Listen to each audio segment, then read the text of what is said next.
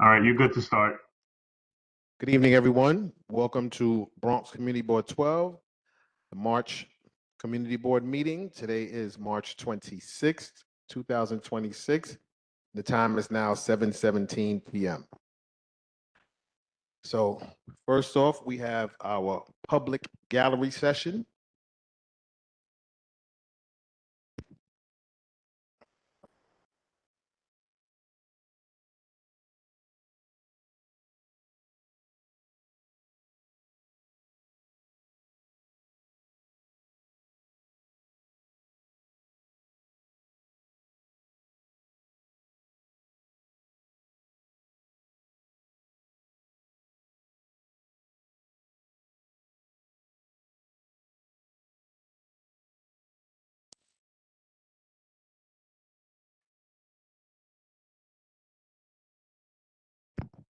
First up for Community Speaks is Richard Jordan, East 233rd Street Block Association.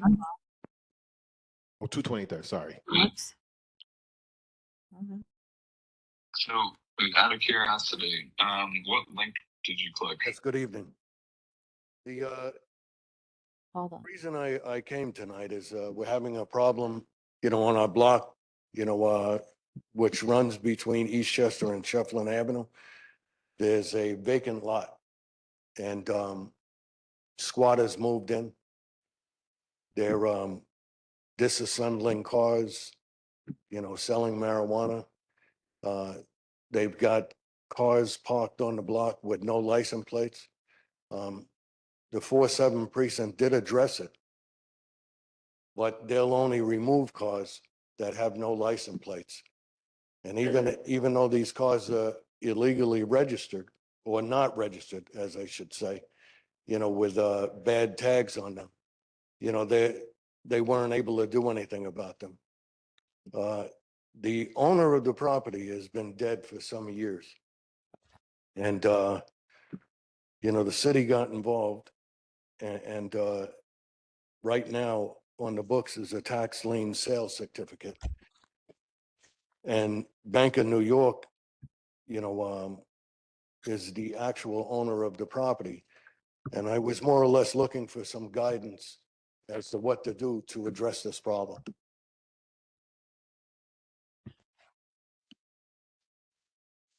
Okay, thank you. Have you reached out to the board? No. No, I've So- made complaints to 311. I had been in contact with somebody from the 4-7. They did tow a couple of cars. Mhm. One particular abandoned car only had 3 wheels on it, so they wouldn't tow that. Mm. But any cars there, they're not going to run the plates from out of state, on cars with out of state tags. So, they wouldn't take any action on that. Right. But, these people are disturbing the block. They play music all night long. They live there in tents. Mm. And it's just bringing a bad element, to a block that's been peaceful. I've lived there since 1964. Okay, George, maybe you can speak to the district manager here, George, and let him know more about it, and then he can direct you. Okay, Okay, thank you. thank you.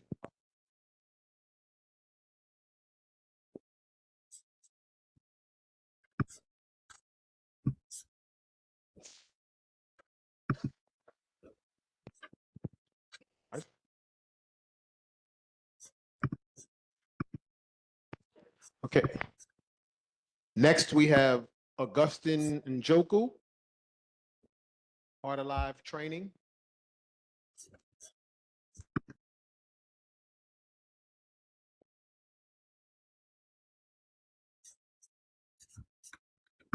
Good evening, everybody. My name is Augustine. I represent a business called Heart Alive Training. The reason I'm here today is I'm looking for an opportunity to help the community that I belong to. We teach people how to resuscitate those that have what we call cardiac arrest. That is a kind of sudden death when people die within the first minute of death. There is something that could be done to save those people.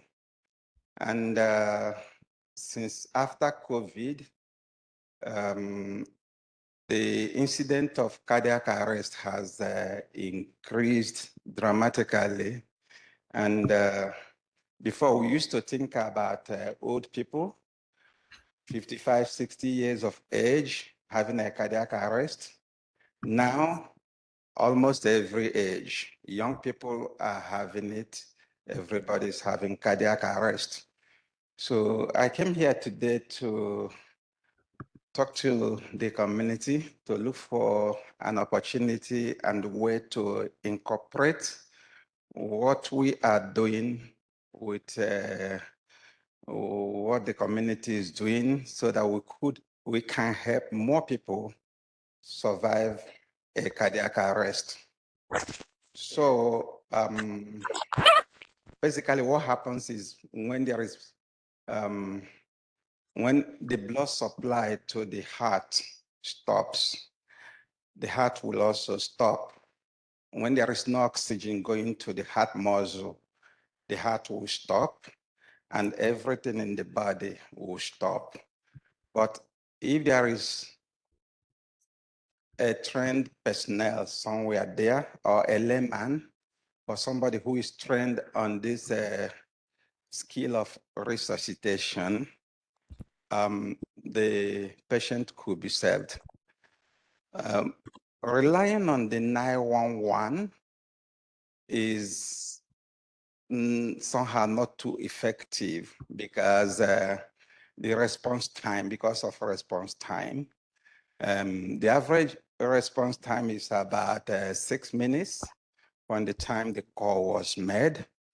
But within about 6 minutes, it's only about between 30 to 40% of the people that could be helped. So in order to help people that have cardiac arrest, something has to be done within the first minute of that arrest. So if we could train members of the community on this skill, that would be very, very helpful. Thank you. Yes. Yes, my name is Augustine, Augustine. My last name is Njoku, Njoku. My telephone number is 929-248-7832. And I represent Heart Alive Training Incorporated. And Thank you. this is your own organization? Heart Alive Training. I have a flyer here that I could drop a flyer. Yeah, that's what I was going to here ask you to leave flyers. The table right there. at the table. Yes. Here or No, there? back, Here. no, out there. Out there. Yes. All right. Okay. Thank you. All right. Thank you. And God bless you. I also would like to be a member of this organization also. I would like to join you. That's fine. You have to apply through the borough president's office, the Bronx Borough President's office, online. I'm not sure if that application is closed right now. Closed for right now, for now. Okay. Community speaks. We have Alicia Glover.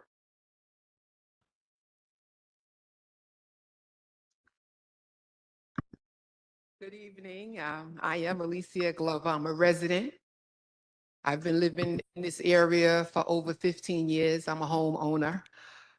Tonight is my first night coming. I've always said I wanted to come out, but because I was working on a different job, I wasn't able to make the meetings. But it has become overbearing about the abandoned cars. I'm on 235th Street between Carpenter and White Plains Road. And at this time, there's about 6 to 7 abandoned cars, from no license plates to various states. I have called 311. I have the numbers, that's filed. There's a car that's been sitting there for 2 years. White Plains Road, you have 3 buses between 233rd Street and say 241st Street, you got the 42, you got the Manhattan Express, you have the 39, and you have the 42. So, I wasn't a part of when they made the zoning for a bike lane and, moving the cars from being parked curbside to in the street. It's just a disaster. So to have abandoned cars where people live, and have to park on White Plains Road and move your car 7 o'clock, 8 o'clock in the morning and subject to a ticket when you're not on time and you have those abandoned cars, that's not good. The hospital, their employees are parking and they have a parking lot. I believe that, maybe we need residential parking permits. Okay? I mean, people don't want to spend money, but guess what? When you park on White Plains Road, then you have all your stores. You have the deliveries. I just saw an accident yesterday by Burger King. A car was going into the driveway. You have the bike lane and you have a car that's parked right here. It's a blind spot.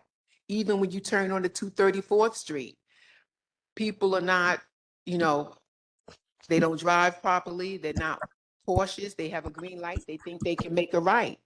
But you have to watch for this is not the area for that. I don't know how it came about, but this is not the area to have a park. You have all of the vendors, all the businesses. It's not, this is not the area for that. And the abandoned cars is way out of line. It's way out of line. So that's why I'm here to, I don't know if there's a petition that needs to be done. I know that there's supposed to be a law of, if a car has been parked more than 7 days, that you can call up. Well, I've called up because cars have been parked more than 7 days. I have pictures of the cars and something needs to be done. Uh, Excuse me, ma'am. My name is Carlton Berkeley, and we have an officer by the name, well, he just got promoted to Detective Tyson, Right. all right, at the 47 precinct. Tyson? Tyson, Tyson. Okay. I don't know if he has your area, but we were going through the same thing you went through, and we had boats on my block. All right, and he had gotten the boats and several abandoned cars moved. Now, I don't know if he patrols your area, Yes. but if you call him, Yes. right, and Detective or police officer? detective, because he Okay. just got promoted to detective Okay. because he did such a good job. Mhm. All right, just speak with him, and he would probably put you in touch with the officers in your area, Yes. and because those cars can be moved, because it happened all up in my area. So call Detective Tyson, 47th precinct. Okay, perfect. Thank you. Ms. Glover, have you made any 311 complaints? As a matter of fact, I've made complaints. Use and the then I mic. go back, oh, I'm sorry. I've made complaints and then I go back and they said that it was resolved, but the cars are still there. Today, I did 5. As a matter of fact, I did 5 today, and there were about 2 that I didn't even put on because they were on the other side of the street. Mhm. On one side of the street between Carpenter and White Plains Road is 5 abandoned cars. It's been there a minute. Because they've been doing enforcement in the neighborhood. Now, So- the parking meter people, they'll come in the block and give you a ticket for a non-registration or a lapse in your expiration. But what are they doing about the cars? Right. No, they've been doing enforcement in the community, so. Is there a task force? There's a task force for this type of, 1,000 cars in the last couple of months. So they are definitely on it.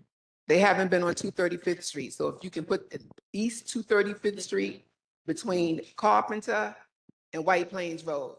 I'm Let- in her let me- area and our area has not been touched yet. Our area has a lot of abandoned cars. So I know that they are going through, but they just probably didn't touch our area as of yet. Let me also add that once you make the connection with your officer, once you make the connection, Yes. you can take pictures.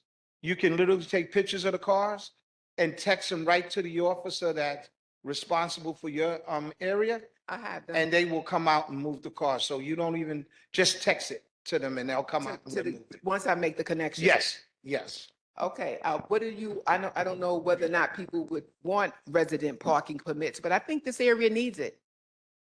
Ms. Tyson, before you leave, I just wanted to, Ms. Glover, I'm sorry. Okay. Calling you Tyson.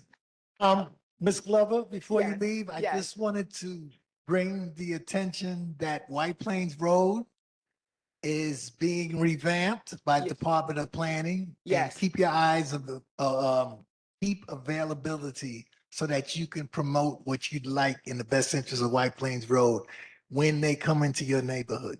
Absolutely. Okay, Thank you. Additionally, you can attend the 47th Precinct Council meeting Oh, when is that? It's every, every second Wednesday of the month. And it's a different location. It floats. But if you can give George Torres, the district manager, he's out there, Okay, give him your information. They can put you on the email list. So when the emails go out, you'll get it. perfect. Okay. And I can let you know too. Thank you. Thank you.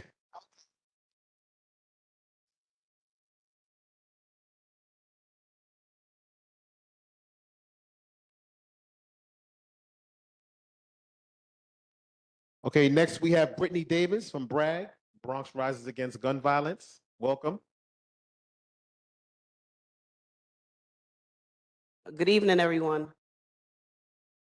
Sleeping. Good evening, everyone.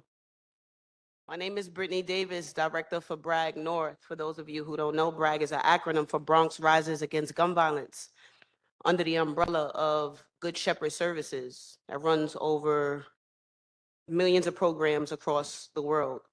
Our location that we service, our office is located at 805 East 233rd Street, and our other location is on 3274 Boston Road. And the area that we service runs from 215 all the way to 227 between Barnes and Paulden. Some of the things we do within the community, we do community events once a month. We help our troubled teen put the gun down and offer other services like boxing. Some of you know Summer Youth that runs in the summer. We have what they call anti-gun violence employment program that runs all year round for the youth. Basically trying to change the mindsets of our youth within the community. We always need the community help. Actually tomorrow, just to let some of the community members know, in front of our office on Boston Road, we're actually doing a hygiene giveaway event, free of charge. Just come give us a signature. We're very approachable. You can send some of our youth our way, coming to get job placement, job readiness, resume, if they need clothes, if they need advocacy to go to court.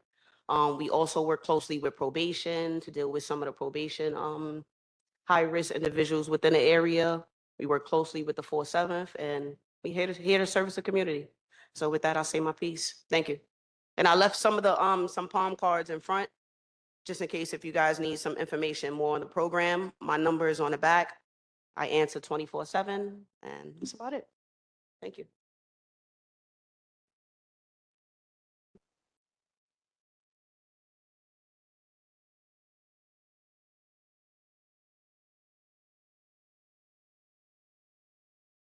Thank you, Brittany. Do we have anyone online that from the community for Community Speaks? Yes. Hi, everyone. My name Hello. is, Welcome. hi, everyone. My name is Marita Salke, and I'm the founder and executive director of Ronick Arts Media. I spoke at the board education meeting, and my organization is a 501c3 nonprofit. We provide free media arts programming to undeserved youth across the 5 boroughs, but we focus in the Bronx, New York, because we do feel like there is a gap in need for media arts programming and just for students to have an outlet and discover their purpose, discover their passion and their voice. We work with different community partners, such as Department of Youth and Community Development. We also work with Bronx Community Rising and other organizations that help us further the expansion of youth. We also work with DOE schools and various charter networks. I am requesting or asking for a letter of recommendation from the board to further our services, and this will help us in funding and different opportunities that we are looking to apply for, and will strengthen our applications when we are applying for funding for the Bronx Community District number 12. We currently work in Bronx Lab School through another grant from New York Cultural Affairs. So we're looking to continue on with this expansion of programming for our youth. And we tailor filmmaking, podcasting, and most recently, sports journalism. And we've been founded 2023.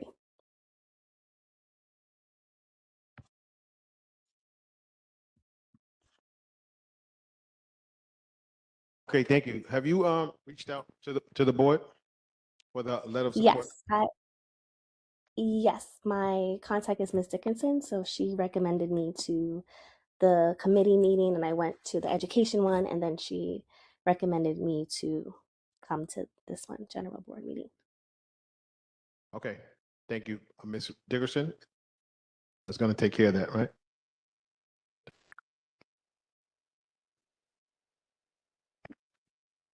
Yes, Ms. Salke, I got you. Thank you. Thank you. Anyone else Thank you. online? Virginia community speaks? Sanders? Virginia Standers, welcome. Thank you. Yes, I'm still trying to tell you all that the Wakefield Taxpayers and Civic League is still active, and we're still reaching out to any of our community leaders, our community associates, and our community family to please join the Wakefield Taxpayers Civic League. We're online right now, but we would like to come back to community board in person, but we don't really have enough people participating. We want y'all to come back. And I'd appreciate a little assistance in keeping the Wakefield Taxpayers going. So I'm reaching out to any and all to join the Wakefield Taxpayers Civic League. And we are due for election soon. I've been doing it since Mary Lowell passed, and I'm getting older now, so I need a lot of help. Okay, we thank you Virginia for trying. Sanders, President. We thank you for keeping it going. Can you put your information in the chat on online I will definitely try. so people can join the Wakefield Taxpayers? And I'm sure they have the information here at the community board as well. Yes, they do. Thank you. Thank you for taking my call. Anyone else online for Community Speaks? Hello, my name is Patrick Jenkins. Can everybody hear me? Yes, we can hear you, Mr. Jenkins. Welcome. Thank you.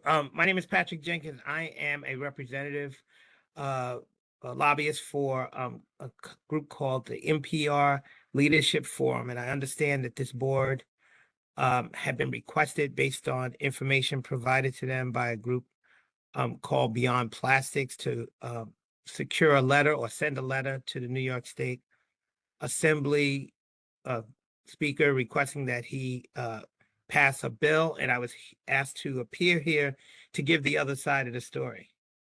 As a representative of companies such as Coca-Cola, Pepsi, SC Johnson, Walmart, Target, a company called Amcor, several other companies, the American Chemistry Council, wanted to inform you that sometimes when people present something, they don't give you the whole story. So I was going to give you the other side of the story really quickly.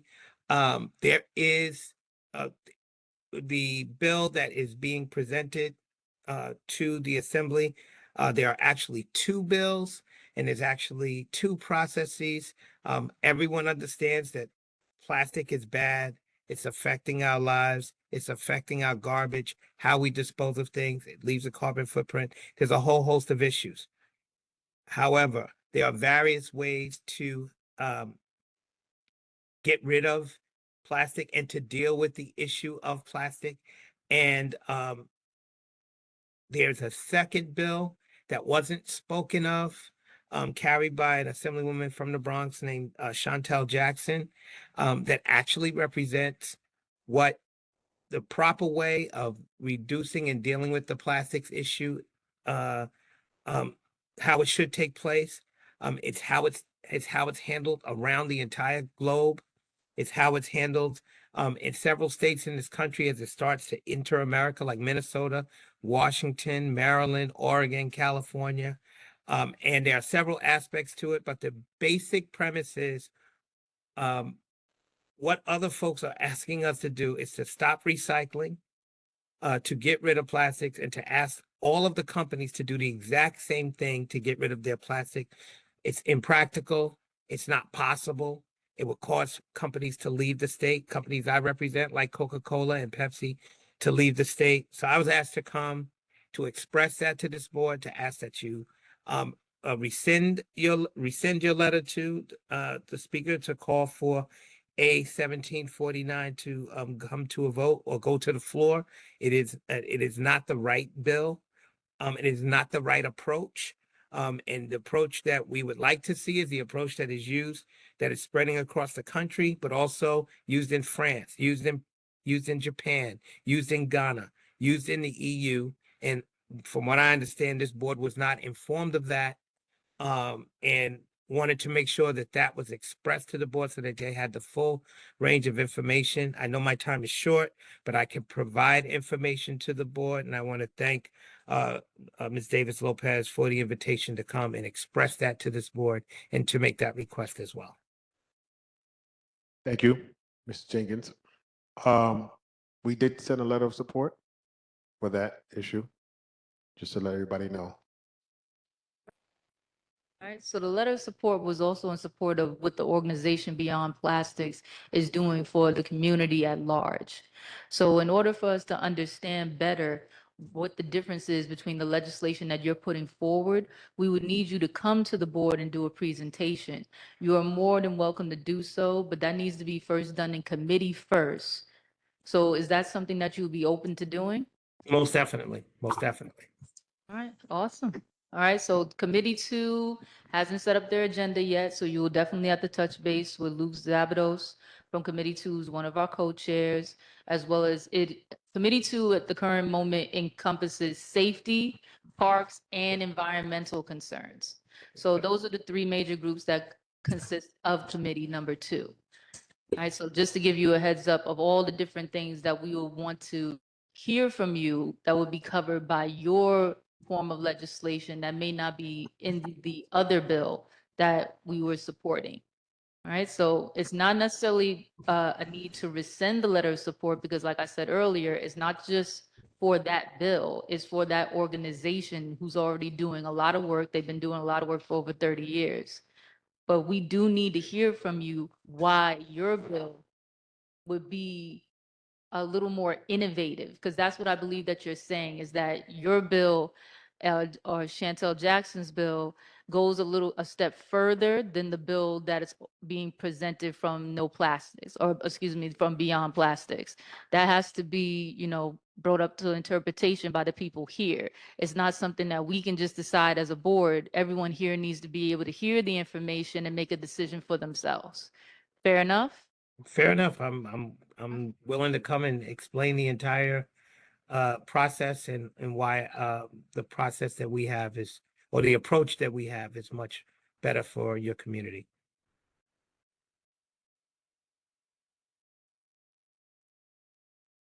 Hello, Johnny Goff. Now, Johnny? Mr. Jenkins, Jesus. Oh, do I need this mic? Ms. Davis, is this 2 separate bills we're listening to?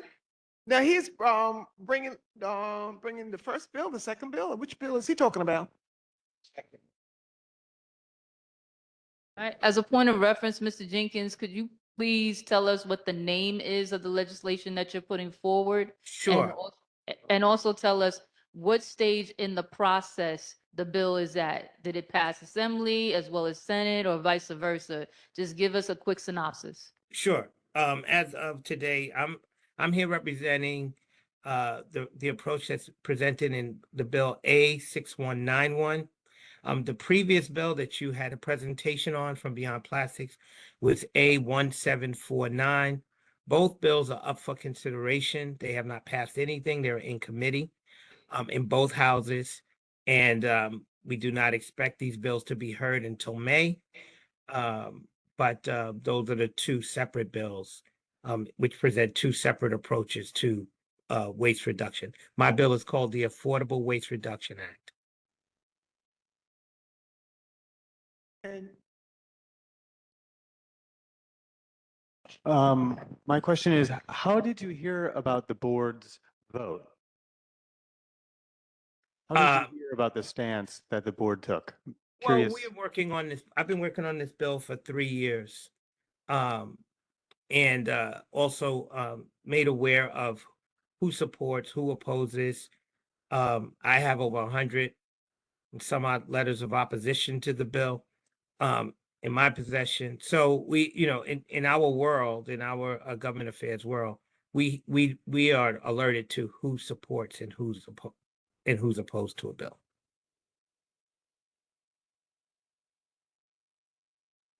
Okay. Thank you, Mr. Jenkins.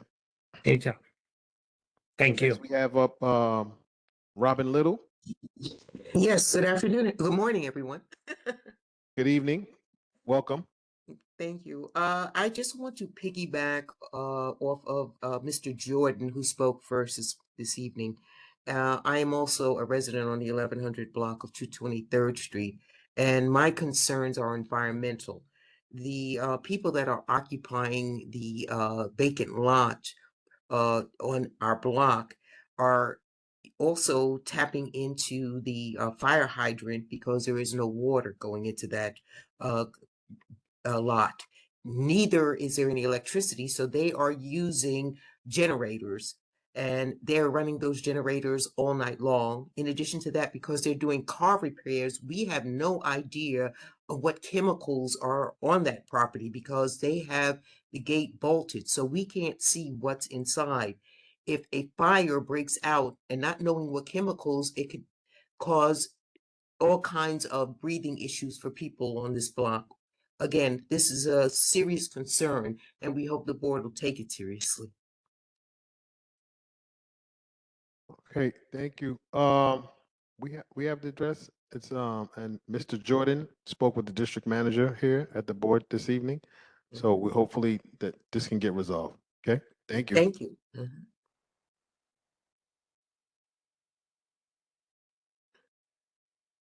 Anyone else online? Okay, so next we're going to elected officials and representatives. First up, Andy Tercios from Councilmember Kevin Riley's office. Whoops.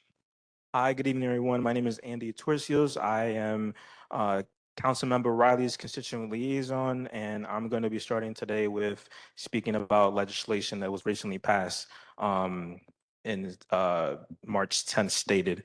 So there was a recent bill that was passed, Intro 0409, I believe. Yeah, 0409-2026.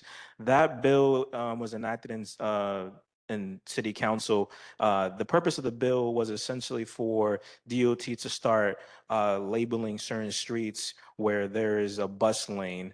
And it's also meant to incentivize them to identify those bus lanes and the hours that it isn't enacted, so that whenever that bus lane is in operation and whenever those hours are what's it called, in effect, it'll be properly posted on a sign, and it's also going to incentivize DOT to put that information on a website online, available for anyone to see and check if they can get that information. So that's the legislation that was passed recently. It's currently waited for it to be signed by the mayor's office, and I'm going to go right into events. For March 31st, we're having a Women's History Month event. It's called Power Her Circle networking and mentorship event. It's at 6 p.m. at the Northeast Bronx YMCA. Registration is required. Did not happen to bring any flyers with me today, so I will send all the flyers and all the information to Ursula so she can share with the board members. We're having an Easter extravaganza Saturday, April 4th from 12 to 3. That's going to be at the Eastchester Heights Courtyard, 3471 Fenton Avenue. That's going to be Saturday, April 4th. And then we're having a housing resource fair at Community Board 12 on April 9th from 5 to 7. RSVP is definitely encouraged. So if you want to share the flyer with anyone, just let me know and just talk to me afterwards so I can make sure to share you with you the flyer that we have. We're having a community cleanup with MPC and NYCH20 on White Plains Road and Gun Hill Road. That's going to be April 11th from 10 a.m. to 12. And we're having a community conversations on transportation. That's going to be April 21st, Tuesday at 6 p.m. That's going to be right out of the Co-op City Church on 2350 Palmer Avenue. RSVP is definitely encouraged. We're going to be having New York City DOT there to present and talk about any issues with regarding transportation that you may have or any of the constituents may have. And then just reminding those that we have our monthly veteran services every fourth Thursday. So if you know anyone is a veteran in a district that really would like to inquire about any benefits that they haven't tapped into, please make sure to connect with our office so we can give that person an appointment. Thank you. Thank you, Andy. Next, we have Victor Martinez from Representative Richie Torres' office. Hey, Victor. Hey, good to see everyone. My name is Victor Martinez. I'm here on behalf of Congressmember Richie Torres. I have a couple of updates. One of them is that the Congressmember, he introduced the Community Health Profile Act. Basically, we all know that New York City has this community health profile that they do every year or so. And we had a meeting a while ago right here that we discussed with a couple of you about that issue. And one of the ideas was actually to bring this to the federal level at the national level in some way or another. So this bill that was introduced actually does that. It creates a community health profile. It's a pilot program that we're proposing for now. And it was introduced thanks to the conversations that we had right here. The other one that I wanted to mention is the Professional Degree Assets Restoration Act that was introduced by the Congressmember as well. The current administration, they have proposed some cuts related to federal graduate loans, and specifically it affects professional degree programs like nursing, social workers, and other kind of programs that basically establishes caps and as well eliminates grad plus loans.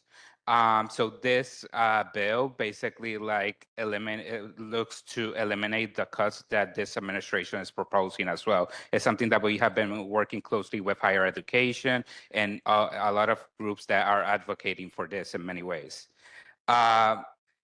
Many of you may remember, this is not actually in this community, but it was 36 years ago in the Bronx, the Happy Land Social Club fire that happened. Actually, yesterday it was the commemoration of the 36th year. And so we actually introduced as well a resolution in Congress to commemorate and remember the victims of this fire. That it was 87 victims that died in that event. It's one of the deadliest fires in the history of the New York City. And it's something that the Congressmember continues to work related to fire safety. That is something that it impacts a lot of communities across the Bronx. We had a couple of events, a Women's History event, a Black History event as well. A couple of you were part of it with Democratic leader Hakeem Jeffries and Speaker Nancy Pelosi, that they came to the Bronx and were with they participated. And lastly, if you have any concerns, any help related to IRS, Social Security, immigration, any other federal agency, you can contact us. Our number is 718-503-9610. Again, 718-503-9610. Thank you so much. Thank you, Victor. Good to see you. Mr. Chairman, I just wanted to take this opportunity to thank Congressman Torres for allocating some funding for New York City Housing Authority to forego their high rise, since there's been so many high rise fires.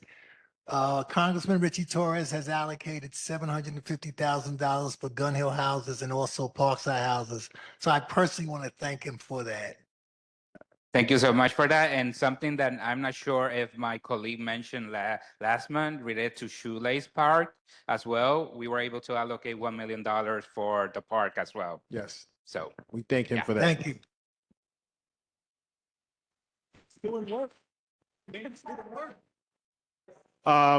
Next up, we have Bianca Stevenson from Borough President Vanessa Gibson's office. Bronx Borough President Vanessa Gibson. Hi, Bianca. Very much.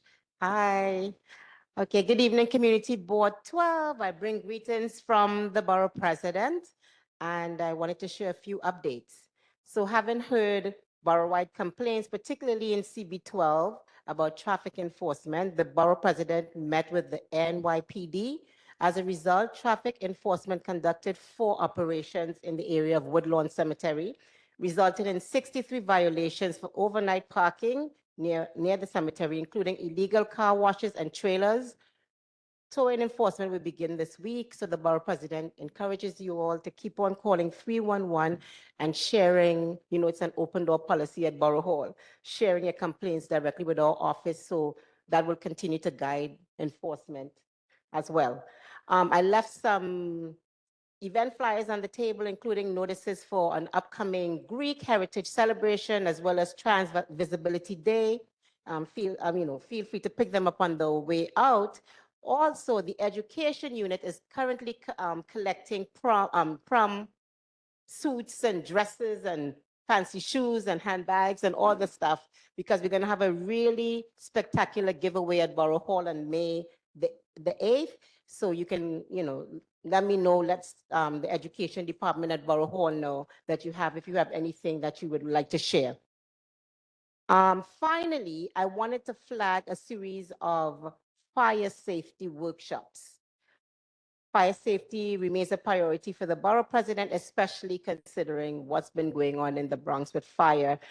So I'm really excited to announce that there is one directly in the district that's happening on Monday at the East Concourse Older Adult Center, 236, on Monday at the Rainiwood Older Adult Center at 720 Nearwood Avenue in the Bronx. I went to one of these fire safety trainings last week, and I went because it was my job, right? But I was really surprised about all the things that I didn't know. So I encourage anyone who, may be available on Monday to go to this training, that it would be really worth your while to go. So that's it for me. Thank you very much. Yes. The training is at Rainiwood Old Adult Center. There's also flyers for that here in the front, right? And that's on Monday at All 10 right, o'clock. Bianca, you have one question over here. Sure. Is Bronx Week on or off? Oh, yeah, I could talk about that. So, so it was Bronx Week. The Borough President did announce that Bronx Week was off because she paused it because she wanted to look at some of the partnerships to make sure that, a lot of them were inherited, to make sure it's the best, most up and up sort of partnerships to help Bronx Week to happen. But after she paused it, there was such an outpouring from the community, we have to have Bronx Week, and other great partnerships emerged. So it is on. It's going to be, I believe, this from the May 7th to the 17th. Don't quote me exactly on that, but that's the window. So it is on. So be excited and, prepare for Bronx Week. Okay, thank you. Well, we're glad to know that Bronx Week is back. Bronx Week was canceled for a minute, but we're glad to know Bronx Week is back.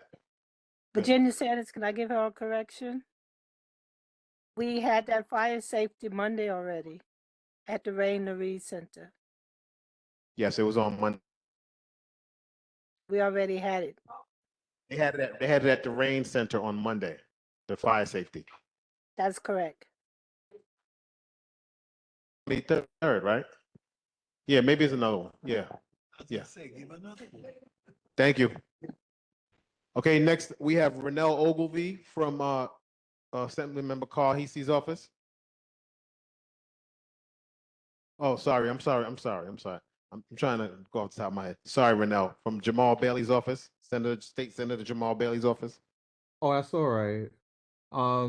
So I only have one update. We have our autism walk. Give me 1 second. I had it up for 1 second. Give me 1 second. Yeah, so we have our autism walk April 25th. That's a Saturday from 11 to 1 p.m. in Mount Vernon. So it starts in front of Mount Vernon City Hall on one Roosevelt Square North, Mount Vernon, New York 10550, and it ends at Nichols Playground, which is 531 North High Street in Mount Vernon. So we're partnering with several elected officials in that cover Mount Vernon, such as Congressmember George Latimer, Mayor Sean Patterson Howard, Assemblymember Gary Pretlow, and County Legislator Tyree Woodson Samuels. So if you're interested, please let me know and I can share that information in the chat. Thank you. Thank you, Renell. You're Next, welcome. we have Anna Cohen from Assemblymember Dinowitz's office.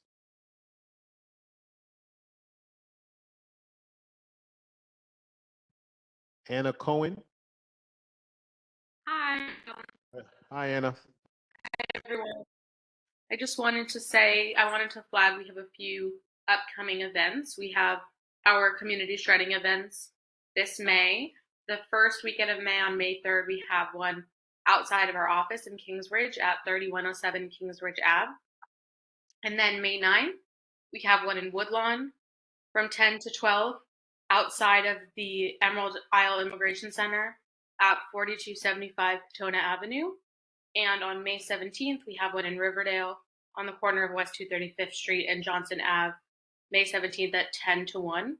And anyone can show up, bring any documents you need to get shredded, and it happens right in front of you. So just wanted to let everyone know about that. Thank you. Can you drop that information in the chat? And what was the second date at Katona? Woodlawn is May 9th. I will drop all the dates in the Thank chat. you.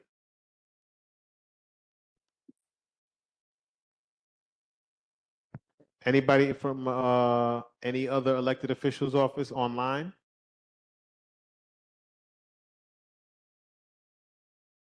Seeing none, hearing none. That's it. Thank you. Next up on the agenda. Next on the agenda is the approval of the minutes for February 2026.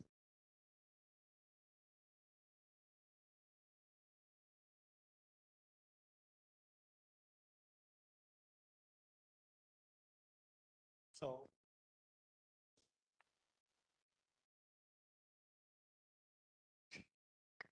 Has everyone read the minutes and prepared themselves to vote?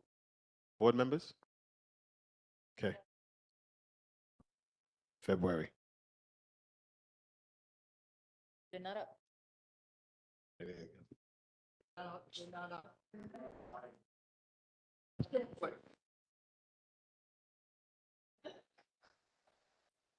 I can't hear you.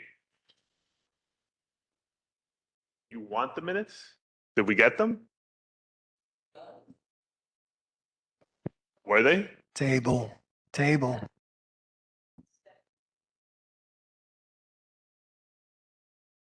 So we have a newly elected secretary. As we recall, I was the secretary. I relinquished my duties as soon as I was appointed by all of you wonderful people to be your new first vice chair.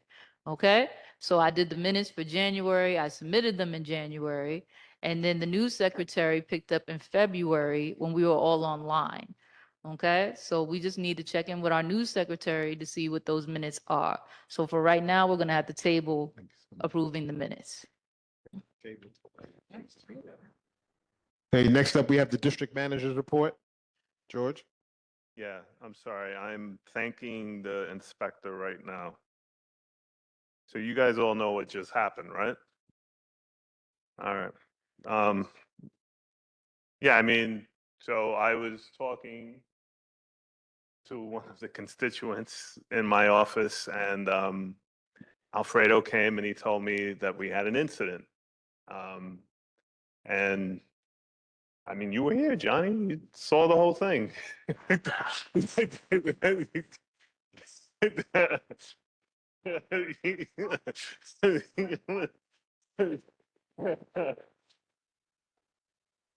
So, so, I'm sorry. You don't? You know him? Oh, really? Oh, yeah. So, go ahead. Right? Yeah, that would help, right? Right. Hey, and yes, sometimes when he shows up to certain spaces, he doesn't show up in a manner in which we would condemn to be sober. Okay? That doesn't mean that he's any less of a constituent. That doesn't mean that his opinion is less valuable. It just means that we need to have a discussion about private matters and safety in private. Because while you have the right to say whatever you want, you don't need to do that all the time. And that say inflammatory comments like I want to kill everybody, that could send people to a different space. Right? Kimoni, go ahead, on the mic. So thank you for clearing up that we know well, someone in the room knows him. I don't, and many of us don't. But what's concerning is that he said, I'll kill all of y'all in here. And so that's a threat, and we cannot condone that behavior, especially at our meeting.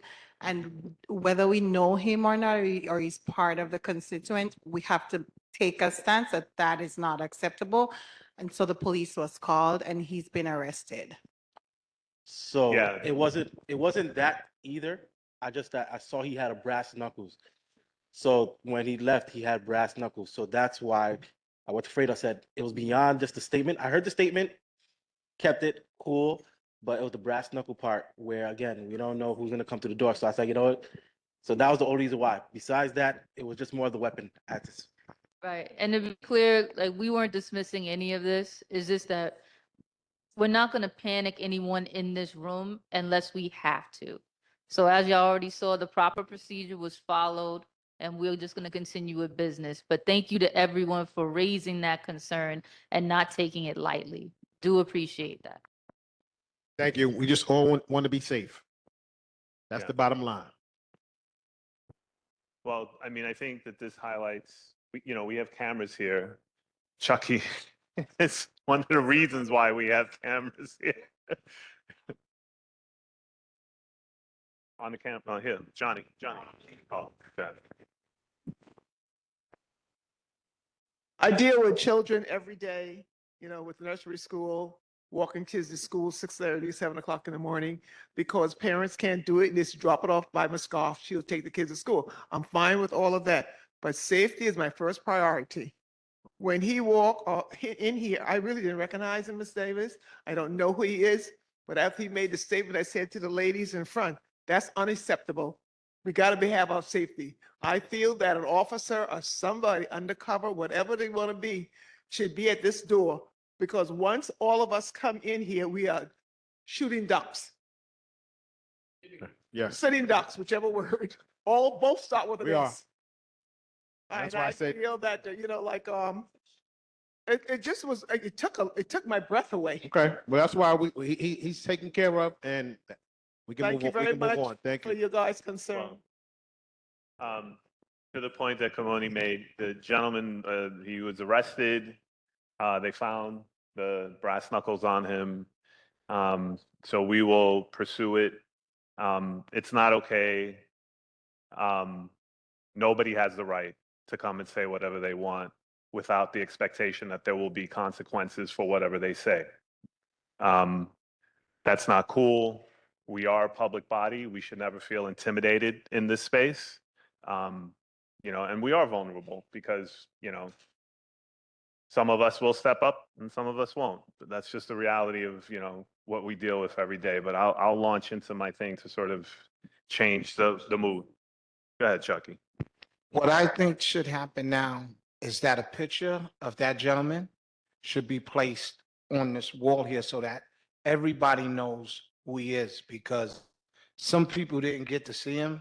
I really didn't hear what he said, but I was here, right? But I think that his picture should be displayed because he did, right, threaten everyone here. And we shouldn't, if I think that a police officer should be at these meetings also because what we do all the time is we wait till something happens and then all of a sudden they're there. So I think we should really consider maybe speaking to the precinct and having a police officer here. But like I said, he was arrested. It's public information. His picture should be displayed, and anybody who threatens us, their picture should be up there. And I don't think they should be allowed to come back, to tell you the truth. I just don't think so. But Yeah. I'll follow up with the commanding officer. Say that again? Yeah, we were. When A while back, but we were promised. But was it before Yeah. COVID, John? No. I'll talk to After the COVID. Show up at our meeting. No. Big mouth. But we have high-profile political leaders and other organizations, not-for-profits, and sometimes we even have children in here. We have a little girl in here right now. We should be all felt to be made safe here. That was ridiculous. So if we can work on, please, having a police officer, we should have two. There's two exits. We should have two, one in each exit. I just want to say something. Years ago, we always had a police officer here. And Dennis Ryan was the last captain that made sure that we had a police officer here. And that goes back about 20 years. But we had officers here on and off since. But we should have a police officer stationed here. Okay, so maybe we can request that. We can put in a request to. I'll make the request. Inspector Ashram. Okay. and magnanimous. I will. You know follow what up I'm with saying? the- So, no, And I'm telling you. TSA agents. I'm telling you because people walk in here, he had brass knuckles, because that's what's going to come next. Because just because you have a police officer doesn't mean one or two people can't come in here with a weapon. And the first one they're going to take out is the police officer. And then that's when we all will be sitting ducks. Well, Well, some of us will. Yeah, You know, I wanted some of us. I want to keep Okay. it moving. Thank you. Let's go. Yeah. District manager's report. Yeah. So I'll be super brief. I just want to give you some updates on stuff we've gotten in the last week or so. DDC, which is the Department of Design and Construction, is going to be doing work on Bruner and Eli. They were supposed to come to the community board back in September, and then they had to cancel abruptly, and they've been meaning to come back. They are doing a resurfacing and full depth roadway reconstruction along portions of Bartow Avenue, Eli Avenue, Allerton Avenue, and Bruner Avenue. The reason I'm bringing this up is that anybody who lives in that neck of the woods knows that Bartow Avenue gets congested a lot if you're going to Bay Plaza or anything at certain times of the day. So what they were asking for, which was a little odd, was they were asking for permission, and that's what they're coming to the board to ask permission to work during daylight hours. DOT was mandating that they work at night to mitigate the disruption, but they're asking, and we agreed with them that working during the day expedites the project because they don't have to light it up. It cuts down on complaints about noise construction and stuff like that. So they are coming to our next, I guess, standing committee one or whatever it is that we rename it in April. So, hopefully all of you can attend that. In the same vein, we received a request for open street for Grenada Place. The New York City Department of Transportation notified us that somebody had filed an open streets application for Grenada Place between Grace and Eli Avenue. If you're familiar, that is the same block as down the street from the precinct. They're proposing,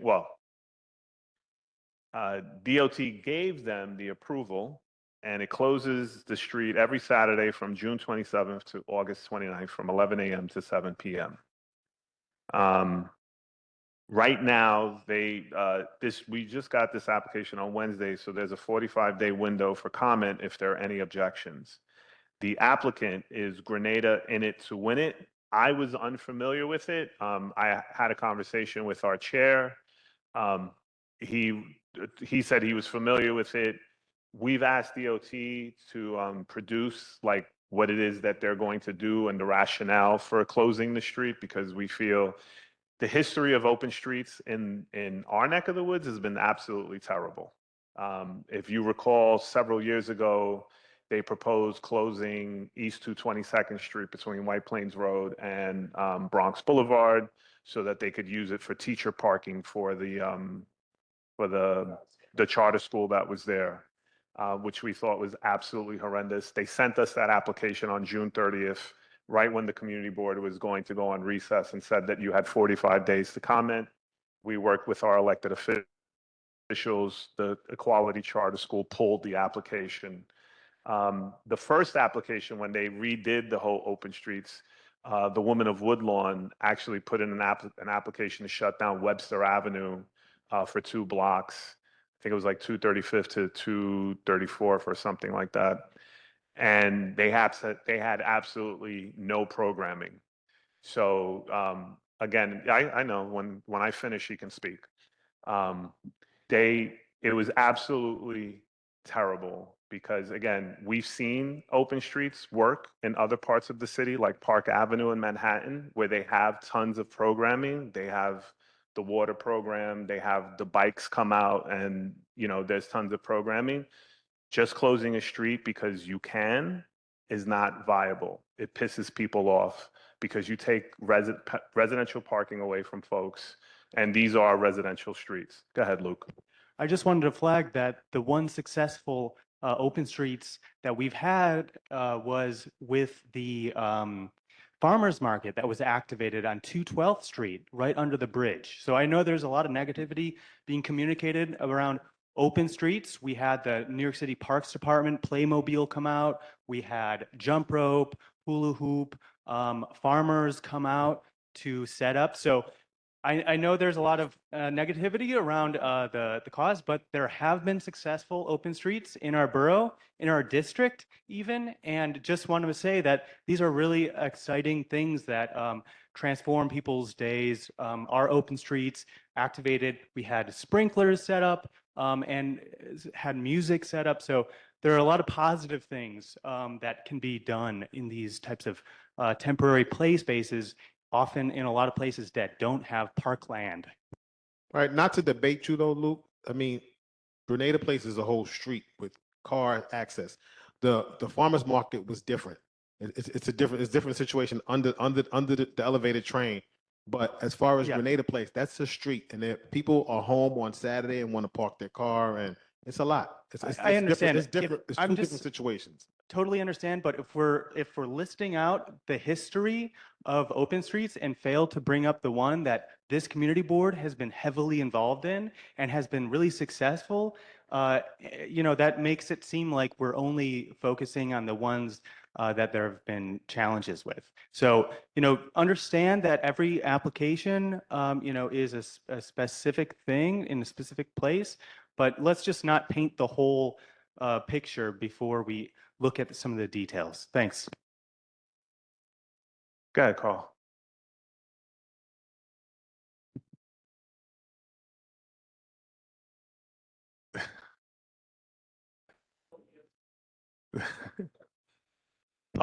My friend over here wants to know why they want to close the street. We don't know. Okay, now. That's so the request that I made to the commissioner's office was to give us the rationale. So when the DOT gets these applications, they don't share it with the board. They approve it, and then they give us a notification. They give us a 45-day letter, basically saying, you have 45 days to comment on whether you support or object to this. My problem and our history is that and we've had different commissioners go through this. With our previous commissioner, Anthony Perez, they gave the notification on June 30th. We already had our full board meeting. We were leaving for recess July 1st, or again, we continue to work. But the board wasn't going to have another meeting until September. And because we meet at the last weeks of September, it's the end of September, just like today is March 26th, that meeting wasn't going to happen until. So that is my problem. This is something that isn't just stated at this community board. It's stated when they came to make the presentation at Borough Board in the Borough President's office. I made the same comments, many of my colleagues. Citywide, there are 59 community boards. Many of them articulated the same concern, is that you're taking the voice of the community and you're basically giving it to somebody who lives in NYCHA at Edenwald and filled out an application. I implore any of you to go home, fill out the application, pay whatever the $25 fee is or $45 fee, and propose shutting down a major artery in this district, and you will be approved.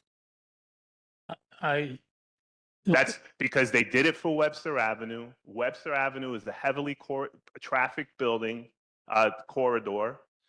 Again, you may disagree with what streets are, but when the Bronx River gets jacked up, everybody turns to Webster Avenue, and they use it as the people in Woodlawn use it. People park their cars in Woodlawn on Webster Avenue, and when you shut down the street, you're limiting, there's buses that go up and down Webster Avenue. Those all have to be rerouted. Which is fine. If you're doing that on Park Avenue, and I enjoy the city. I'm a New Yorker, born and raised here. When I go and I see Park Avenue, they shut down for summer streets, and they program the heck out of it. They have New York City agencies are out there. You have private companies out there, all promoting their wares. And you say, oh, there's justification for this. You see people riding their bikes on Park Avenue, everybody just meandering around. They're having a lovely time in the summertime, and it's beautiful. When you shut down Webster Avenue on any given day, especially in a residential community where people come home to, they don't want to be bothered by these things. And that's who I'm thinking about. I'm not thinking about some organization that wants to play basketball in the middle of the street or wants to do programming in the middle of the street. I'm thinking about the reconstruction that is currently happening in Edenwald houses right now, and they're shutting down parking spaces in Edenwald so that people are forced to park on the street because their parking in their parking lots is being limited because it's used for staging areas for the construction that is going on right now in Edenwald. The homeowners that live on Grenada Place don't have driveways. They don't have backyards. They have backyards, but they don't have driveways. So, again, it would be inconvenient that after a long week of work, you have to wake up on Saturday, your day off, and move your car to see absolutely what?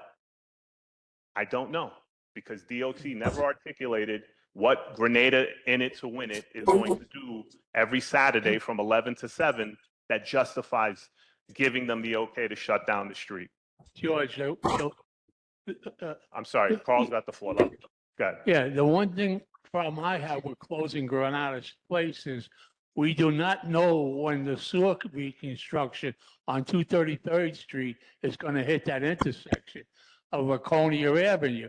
Because when Laconia Avenue is going to be shut off at that intersection, the buses will have to be rerouted through Granada Place to 233rd.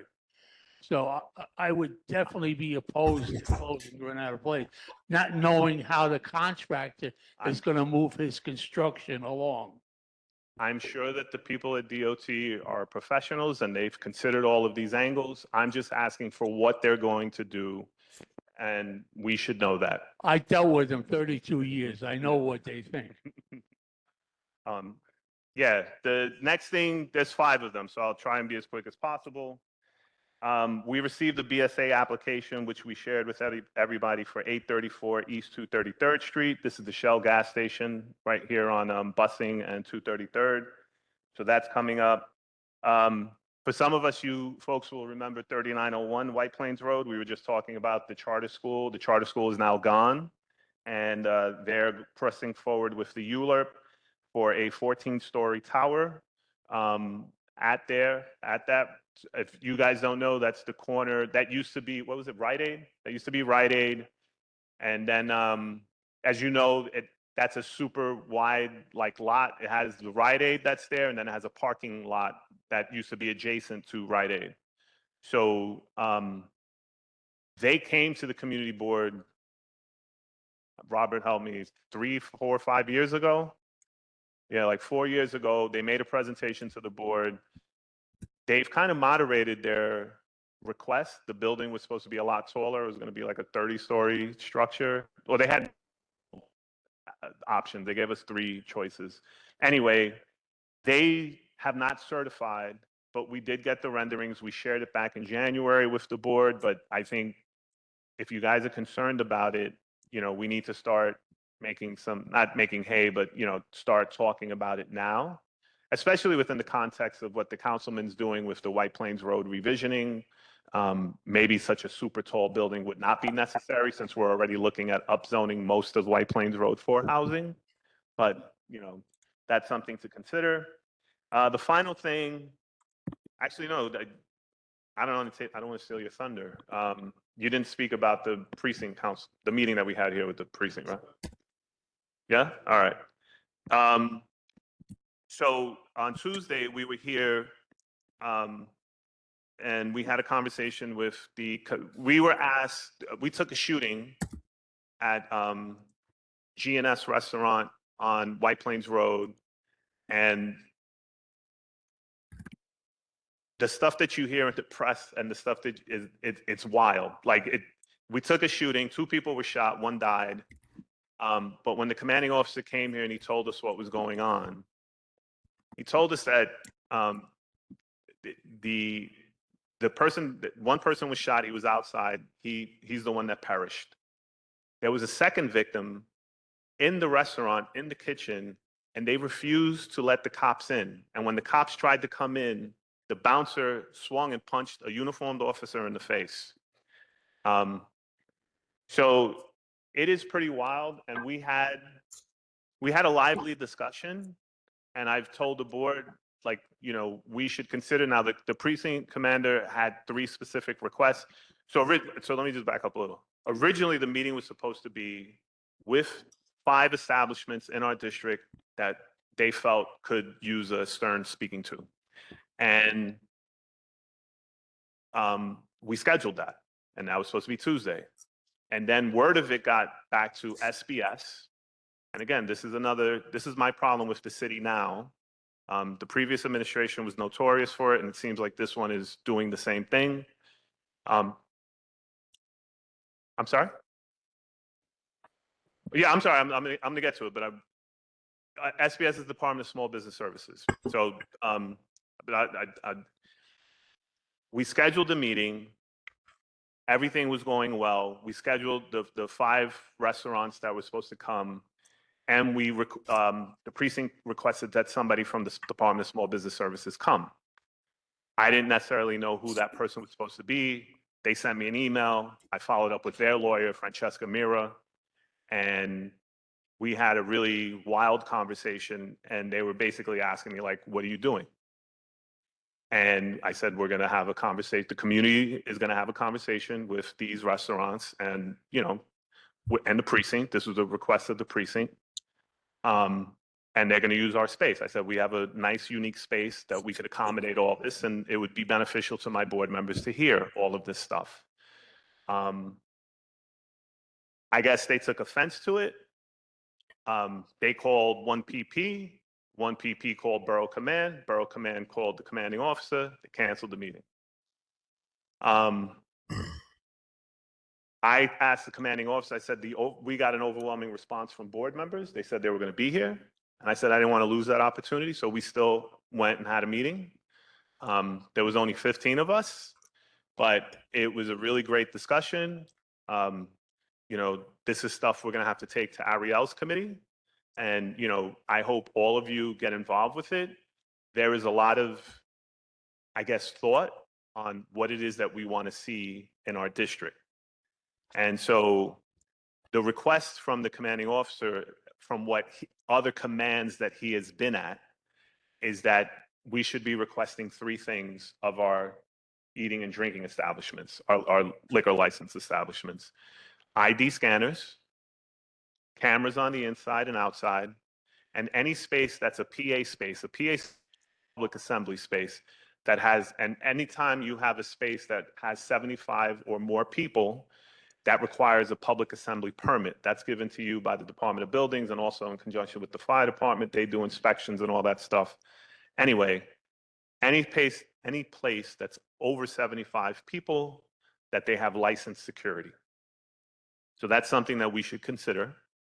But I think this is something that independently, we should be inviting those same 5 establishments to the community board to have a conversation. The precinct said that they invited one group that was a success story in terms of, and that was Last Stop. Last Stop was a success story. They had issues, and they had conversations with the precinct, and they were able to sort of work those issues out. And now they're, somebody and that's why they were being invited, so that they could speak to the other restaurant owners and say, no, you can still be successful and do all of these things. So I think that that's a conversation that we need to have here. Ariel requested that we get another presentation from the state liquor authority. So I will be, if I'm not successful in getting somebody to respond to my email, I will reach out to our elected officials, who I'm sure will be more than happy to facilitate putting something together. And with that, that is everything. Today marks my 3,889th day as your district manager, or 10 years, 7 months, and 24th day of my tenure. I'm grateful for each and every day at the board. I'm sorry? I just said it. 10 years, 7 months.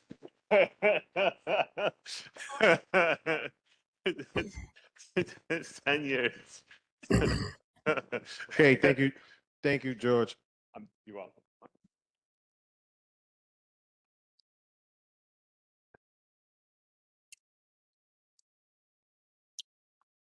Oh, I'm sorry. So Kamoni asked me about so I reached out to NYCHA. This was about setting up a meeting with Boston Secor about the fire and the RAD and all that other stuff.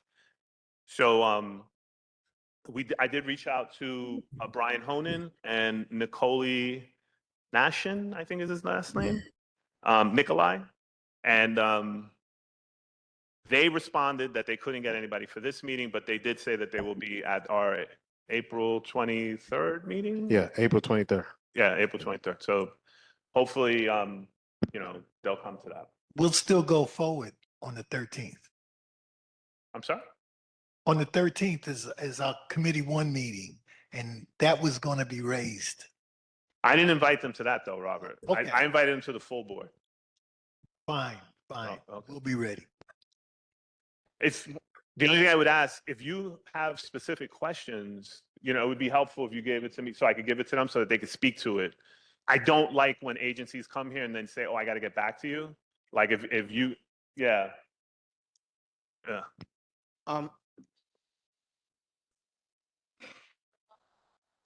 Yeah, use the mic. Say the mic. It's not just for our benefits, for the people on. So I'm asking George to just explain quickly what people are kind of not understanding why we're talking about NYCHA, but this is in regard to the fire at the Boston Secor development, which, we had a community member lost their life there, and 300 and odd residents were, displaced. So I think as a board, we have a responsibility to make sure that agencies are accountable for their actions. But we're also questioning the management at the facility or the property. And we would want to understand now that they've privatized the development, what's NYCHA's involvement and what we will do going forward. to ensure that certain agencies are not given the opportunity to manage. Because my thought is if agencies have reviews with 1 star and people are complaining about how they manage properties, why are they then included and selected as management exactly. agencies to run our properties in our neighborhood? And not only Boston Secor, they have a couple of other developments and there are issues there. So we need to take care of our particular community board. If these individuals want to be a non-for-profit, they need to be under certain restrictions and NYCHA needs to do that. And we have to make that known. That's all.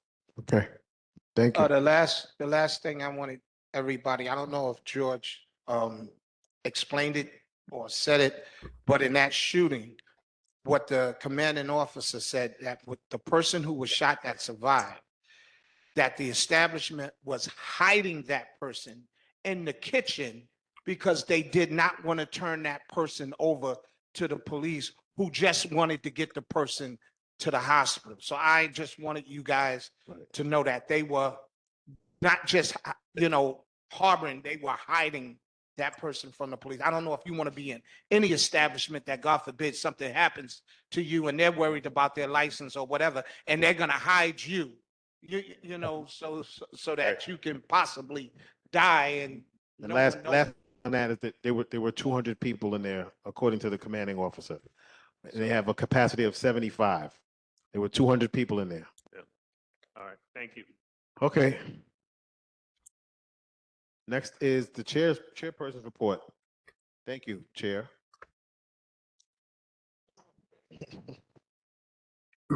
Good evening, board members, partners, and neighbors. Thank you for being here and for your continued commitment to Community Board 12. I want to take this time to share some important updates. Firstly, sanitation. We all see what's happening out here: overflowing baskets, illegal dumping, corridors that aren't being maintained the way our community deserves. It's unacceptable. Now that the snow is cleared, we're pushing DSNY. We're going to push DSNY hard, but we need every set of eyes in the room. When you see something, report it. Let's make it clear that Community Board 12 will not settle for anything less than clean, safe streets, and they will be attending our May meeting, sanitation. DSNY will be here in May. We're also seeing more cars parked on sidewalks, blocking pedestrians and creating real safety hazards on White Plains Road and throughout the district. It's dangerous, disrespectful, and it blocks our seniors, our children, and our families. If you see this happening, please call 311. I want to take a moment to congratulate our board member, she's not here, Jaslyn Farmer, who has been elected as our new recording secretary. We're grateful for her willingness to serve and look forward to the organization and professionalism she will bring to the role. Another important update is the shelter at 3240 Grace Avenue, which has officially been canceled. That outcome didn't happen by accident. It happened because this community showed up, spoke up, and stood together.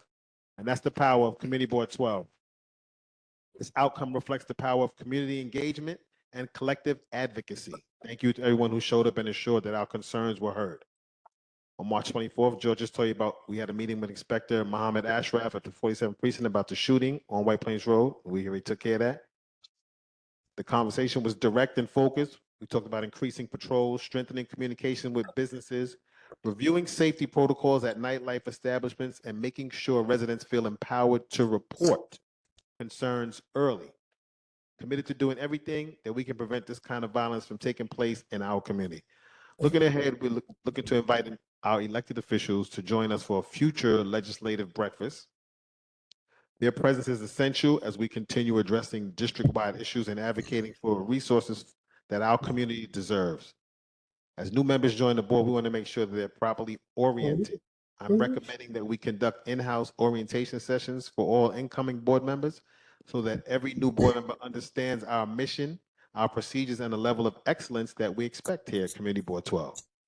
Planning is also underway for our Community Resource Fair in June. We'll talk more about that, right, Dominique? Yes. Our preparations for our Community Board Night Out, we're going to get that going too. We're working to expand participation and create an even more engaging experience for all of our board members. And finally, we'd like to begin sharing health and wellness information on our Instagram page, Alpha. And just as linked, and Dr. Finn. And in closing, I thank you for your dedication, your voice, your presence, and your commitment to Community Board 12. Together, we're looking to build a cleaner, more safer, healthier, and more connected district. Let's keep pushing and keep showing, and let's keep Community Board 12 moving forward. Thank you.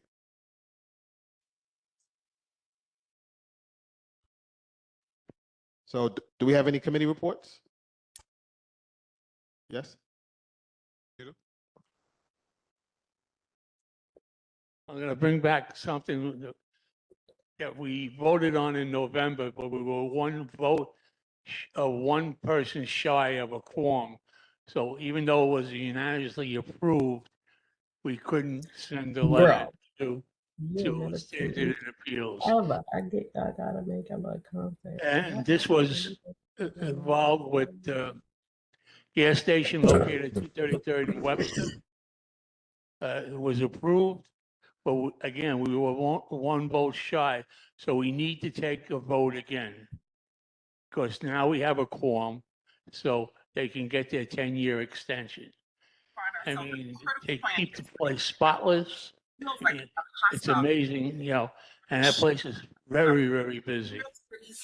So I would ask for a vote to approve the 10-year extension on their zoning change.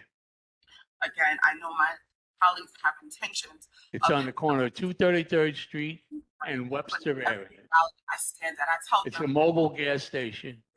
Used to be BP and then Exxon, and now it's Mobil, even though Exxon Mobil is the same company. With that intention. Jean, mute yourself. Me and Can I intro take, 388A. I have a motion for that, please?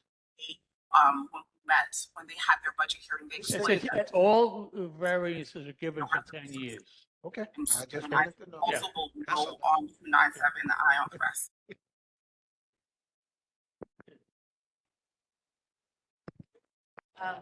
I'd like to make a motion that we accept a 10-year extension for mobile gas stations. This is Robert Hall. I second. Take a roll call. Yeah, that's a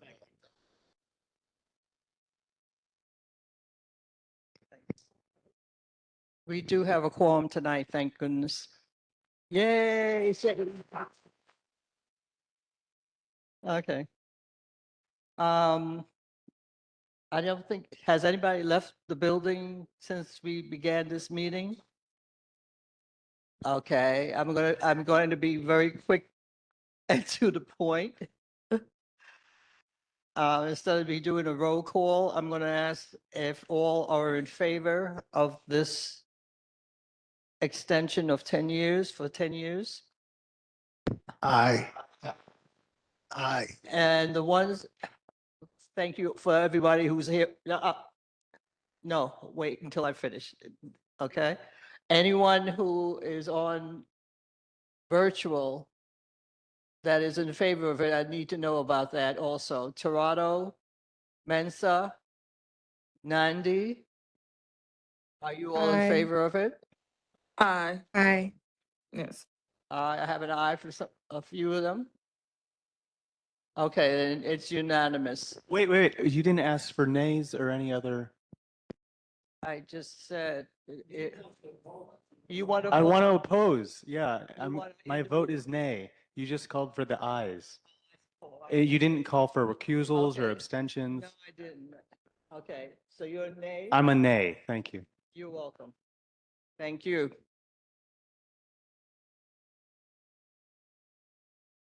No, any recluse? Anyone reclusing? No, that's it? Okay. Oh, hold on. So everything else is one no, one nay, and all yay. Okay, thank you very much. Motion is passed. Okay.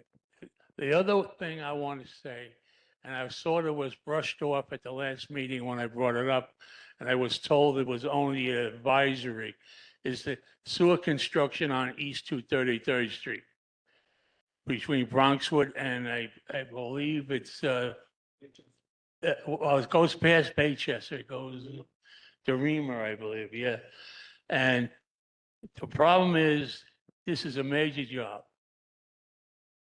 The board has no input on what we need to see the contractor do. Because the contractor is going to get a set of rules from DOT or a company, when I was working, it was called MTCCC, which is maintenance traffic construction. And they would have to tell the contractor what he can do and what he can't do.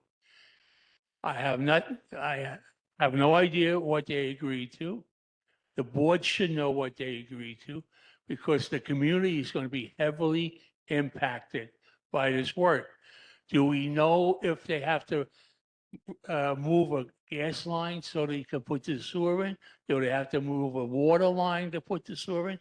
How many times they're going to be opening the street?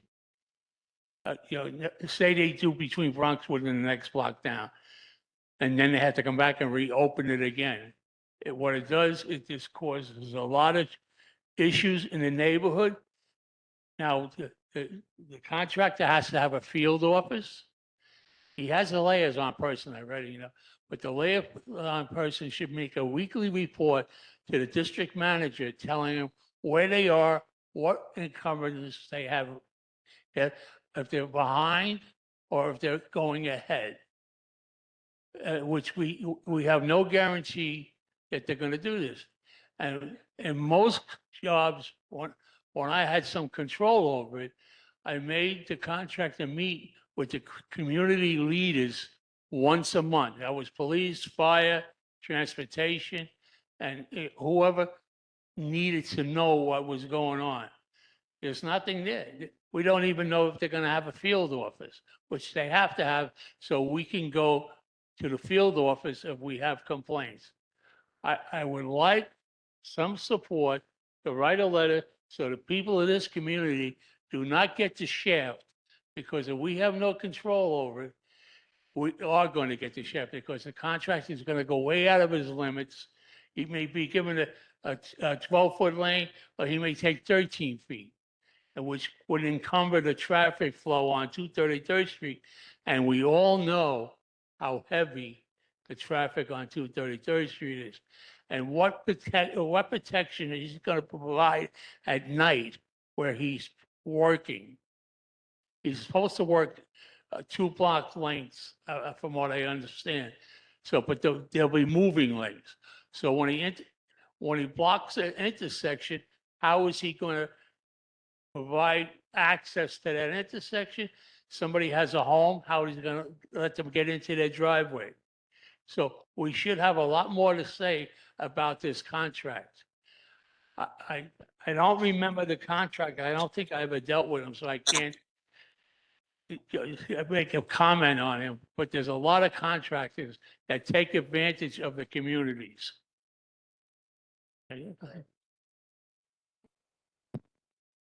I would like to change my vote in regards to the gas station on Webster Avenue and 233rd. I would like to vote nay on that. Nay. They won't give you no donuts anymore.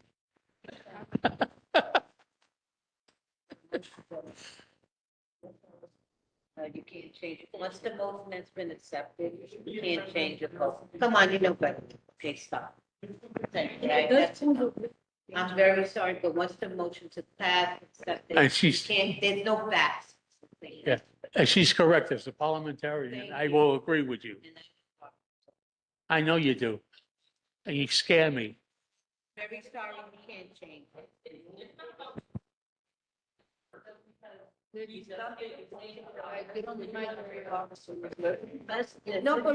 Okay, no.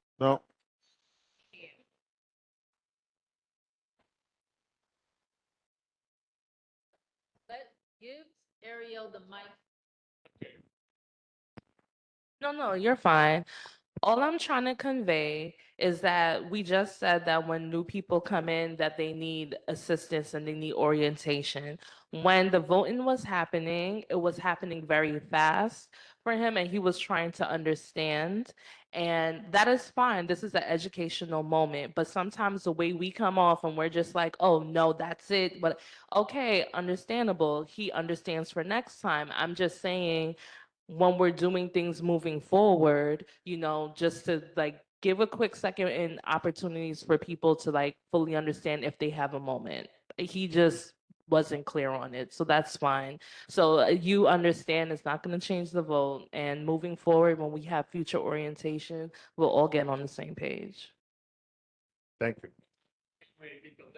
Thank you. Thank you. It came out the wrong way, but I was just trying to educate you that in Robert Rules of Orders, it's parliamentary right there. I probably know it's not as much, but close to it. You cannot take a vote back once the motion is passed. And that's what I was trying to convey to you, so you're educated on that and know in the future, rather than having someone tell you you can change your vote, but that's not true. In the real world, you can't take it back, Thank you. okay? Thank you. And if you have questions, ask the question. Don't Right. wait until the very, if you got a question in your head running around there, raise your hand. Okay. Okay, thank you. Troy, you good with that? Yeah, sure. Okay, thank you. It's never a stupid question. Okay. Getting back to 233rd Street for a minute, I would also recommend that the board request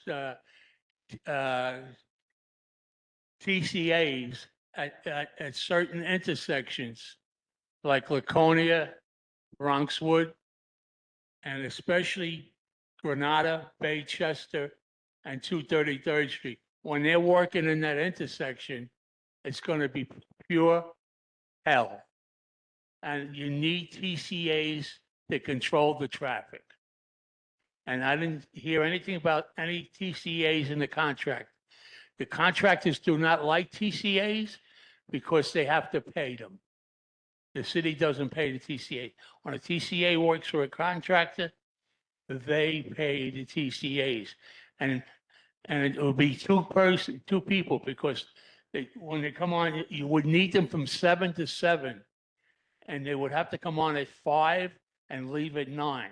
So they would have to pay those TCAs that amount of time, because the TCA day starts at where their field office is.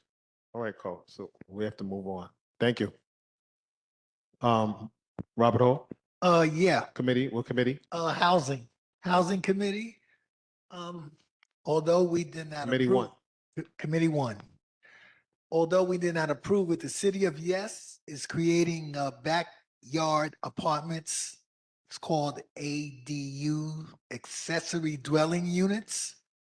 Many homeowners qualify for this type of project, which is now has financing through HPD. So you're going to see this. And this is what you call your little tiny house in the backyard, an apartment over garage, a home in the attic. There are HPD's accepting applications for a program to finance these projects.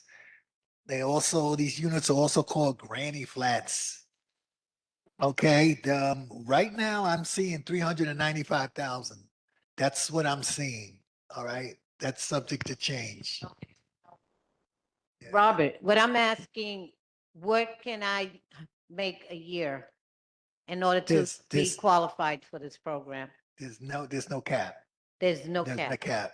Because when I was reading it, it said for certain income, No, and it I didn't read- mention what the income was. I didn't mention income. No, not you. I read No, up on this already. Yeah, but no, I didn't see anything about income. I thought maybe it changed. Okay, thank you, Robert. No problem. All I, right. I actually received applications for my interest because I was interested in the past, but it was closed. And it does have income requirements based off of the number of people that live in your household, Excuse me. etc. Hello, Darryl. Okay, Darryl. Interesting. Yeah, but we didn't know who was talking. It's okay. Oh my gosh, I'm so sorry. Know that. This is Daryl. But yeah, I received because I was interested in the past. So I Darryl, received an excuse me, email. Darryl. Yeah. We just need you to be recognized if you want to speak. You didn't notify us. Oh, okay. You I'm just sorry. started talking and there was a conversation going on here and Then we just heard you. All right, yeah. Okay, I'm sorry about that. Right, and he's doing a committee report right now. Yeah, but if he has some information that I do not have, but I did not receive that. Yeah, but what's his name? Darryl? Okay, well, doctor, you can speak if you attempted to ascertain any type of resources for this. Did you contact them? Darryl? There you Yeah, go. hello? Okay, Darryl, thank you. You can speak now. Go ahead. All right, thank you. Yeah, so this was someone that I reached out to in the past. I actually asked Ursula about it not too long ago. And what I ended up doing was I got an email from a +1 ADU from HPD. And, they asked me, thank me for my interest, and they had a form for me to fill out. On that form, it asked questions pertaining to what kind of unit you wanted. Like he mentioned, a granny flat, a house in the backyard, or you could redo your basement to actually make it legal. And they do ask what your income is and how many people live in your household. So there is different, like when he's talking about the money that they actually give you, I think that sometimes they could give you a loan from what I was seeing. I'm waiting to hear back. I just filled out the interest form, but there is an income requirement. Thank you, sir. Thank you. Yeah, go ahead. I was just going to say there's a website dedicated for this. It's called housing.hpd.nyc.gov/ADU. Thank you. That would do it. Okay.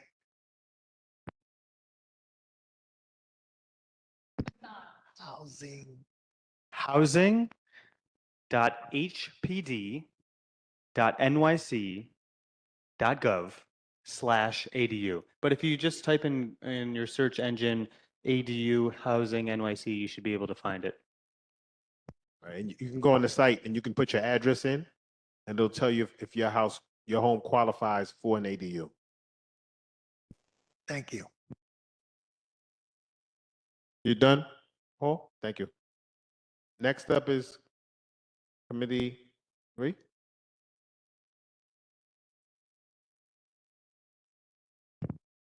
Good evening. Thank you.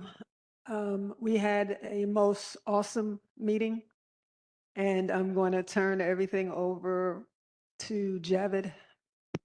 Thank you, Tolleen. So on Thursday, March 19th, Committee 3 met up and we talked about a whole host of matters that pertain to the health and education of our community. We came up with 4 motions to bring to you all here at the general board meeting. We're going to try to be as clear and concise as possible so we can go through these motions and bring them to the general board. But first, I'm going to turn it over to Dr. Finn and Alpha to speak about our social media discussion at our committee meeting as well as our community resource fair. Awesome. So I am going to hopefully send an email tomorrow. Sorry, it's about to be spring break, so my semester is a little crazy. I would hope that we could do the community resource fair on June 12th. That would be like the kind of like best Saturday because it's like during graduation season and I feel like that's right before graduations. So that's one thing. One of the things that we talked about in committee meeting that presented was one of the media people. She was definitely good. It's definitely a very good thing that we should look into also just having resources. One of the other things we talked about is Happy Women's Month, Happy Social Work Month. Shout out to all of my social workers, Alpha, Lucy, who's not here, and of course myself, I'm a social worker. We really do hard work. It's very important and it's not an easy job. The other thing that I wanted to say is that Dr. Sherry talked about colon cancer, correct? Yes, it is also important that we talk about colon cancer and getting checked and not just getting checked at the last minute, getting checked in real time. So let's make sure we spread awareness about that. He said it all. All right, so our social media has been going really well. I feel like we've been doing a lot of interviews. Dr. Sherry put me on the spotlight last week, so we're going to continue spotlighting other people. Definitely, when you see the social media, press repost on it. So press like, repost, comment. It's gonna help the algorithm go up. I see a lot of people are writing in the DM, are very interested. So it's really cool to see. I'm sure people are jumping on the virtual as well. You want to add it to? Yes, BxCB12 Connect on Instagram if you're not following us. We look forward to getting more interviews, getting more highlights of events that we do. And then I think there's something else I had in my head, but I'm gonna let Javad go. And if I think about it, I'll bring it back. All right. Thank you so much, Alpha, and thank you, Dr. Finn. I want to second that. Happy Women's Month and happy Social Workers Month, because you guys work so hard for our community, and that's really important. I really give you guys kudos for that. So we're gonna run through the motions here. The first motion that we have here from committee, and I'm gonna be on my phone because I'm gonna send something in the chat so that way you all can see it, is a motion to bring a community concern log to the full board for our full board meetings to track ongoing concerns brought to our general board meetings. Yeah, the WebEx. I'm sorry. I'm sending it into the WebEx chat right now. Did it get sent through? It says it is a motion to be voted upon. Yes, it's 4 motions to be voted upon. I will give it to you, absolutely. So the first one, I sent it in the chat. I'm not sure if it's uploading. It just says okay, sent. So a little quick summary on what this community concern log is. Every time a stakeholder that comes to our general board meetings, whether that be a community member, whether that be one of us, or whether that be a interest holder in our community, it could be a organization that is from a school district or from a public safety workshop area. When they come to our general board meetings and we listen to them and we hear what their concerns are, this community concern log is to log their concerns. So what it will be comprised of is logging the type of individual or stakeholder that comes into our meeting, whether that be a stakeholder of an organization, a community member that lives within our community board area, or one of us as a board member. And it also will log what their concern is and the category of their concern. And the categories are listed on the concern log. And basically, they've spanned from issues related to unhoused individuals, related to parking, related to illegal dumping, related to noise complaints, quality of life, all these host of issues that we hear here at the board, at the general board meetings. And it's a log, yes. It will be held, it's an online digital log, and basically it is completely transparent. Anyone can see it. Anyone can see what people come in to speak to us about, and they can also see how we directed the individual to how to resolve their issue. We're tracking it so that way we can track what the concerns of our community are. Yeah. Quick question. Mhm. Yeah, go ahead, Rob. Is this something maintained by the committee, or is this going to be maintained by George and Ursula? It will be maintained, it will be maintained by a committee, George and Ursula not, but. All right. So basically, we brought this log before. About 2 years ago, we brought this to the board as an idea. It was going to be mainly about construction, a bunch of other projects. Javid literally made a much better and much more concise version of this log. So the same way we have people coming in today telling us about all the different things that are within the community, it just doesn't end here. It will literally be in the log, and the log will become public knowledge. In order for it to be public knowledge, district manager as well as our secretary would literally have to upload it to the website. So it's basically going to flow through a chain. Literally, as it's happening, we'll put together in that log, and then they will look over it and approve it before we actually put it up online. May Thank- I ask a question? Go ahead. To clarify, how will we protect private information? Yeah, that's a great question. So, and that actually goes to what I was going to follow up with is that George actually reached out to a member of who is the person exactly that you reached out to? I know to protect our privacy of the people that are coming in. Yeah, it was OTI. We have privacy laws that we have to be mindful of. Thank you, George. So he reached out and sent the link to the log that I created, and to see if we're following all the rules to make sure we're protecting people's privacy. I do want to say that it should not be an issue because the law clearly states inside of it that nobody's personal information will be shared. The only thing that we track is who's bringing it. Is it a community member? Is it a stakeholder, like that's an interest holder in a committee, or a board member? No no information to what the person's name is, their gender, sexuality, identity, nothing. It's just their concerns that we're tracking and what organization is bringing it forward. Yes, exactly. It's good data for us so that we can flag what we're having. Yes. So the motion is to be able to approve this upon, I guess, upon clarity. approval, upon clarity, Clarity. to see if we are following all privacy laws that we Right. need to as this general board, if the general board agrees to keeping this log for our general board meetings.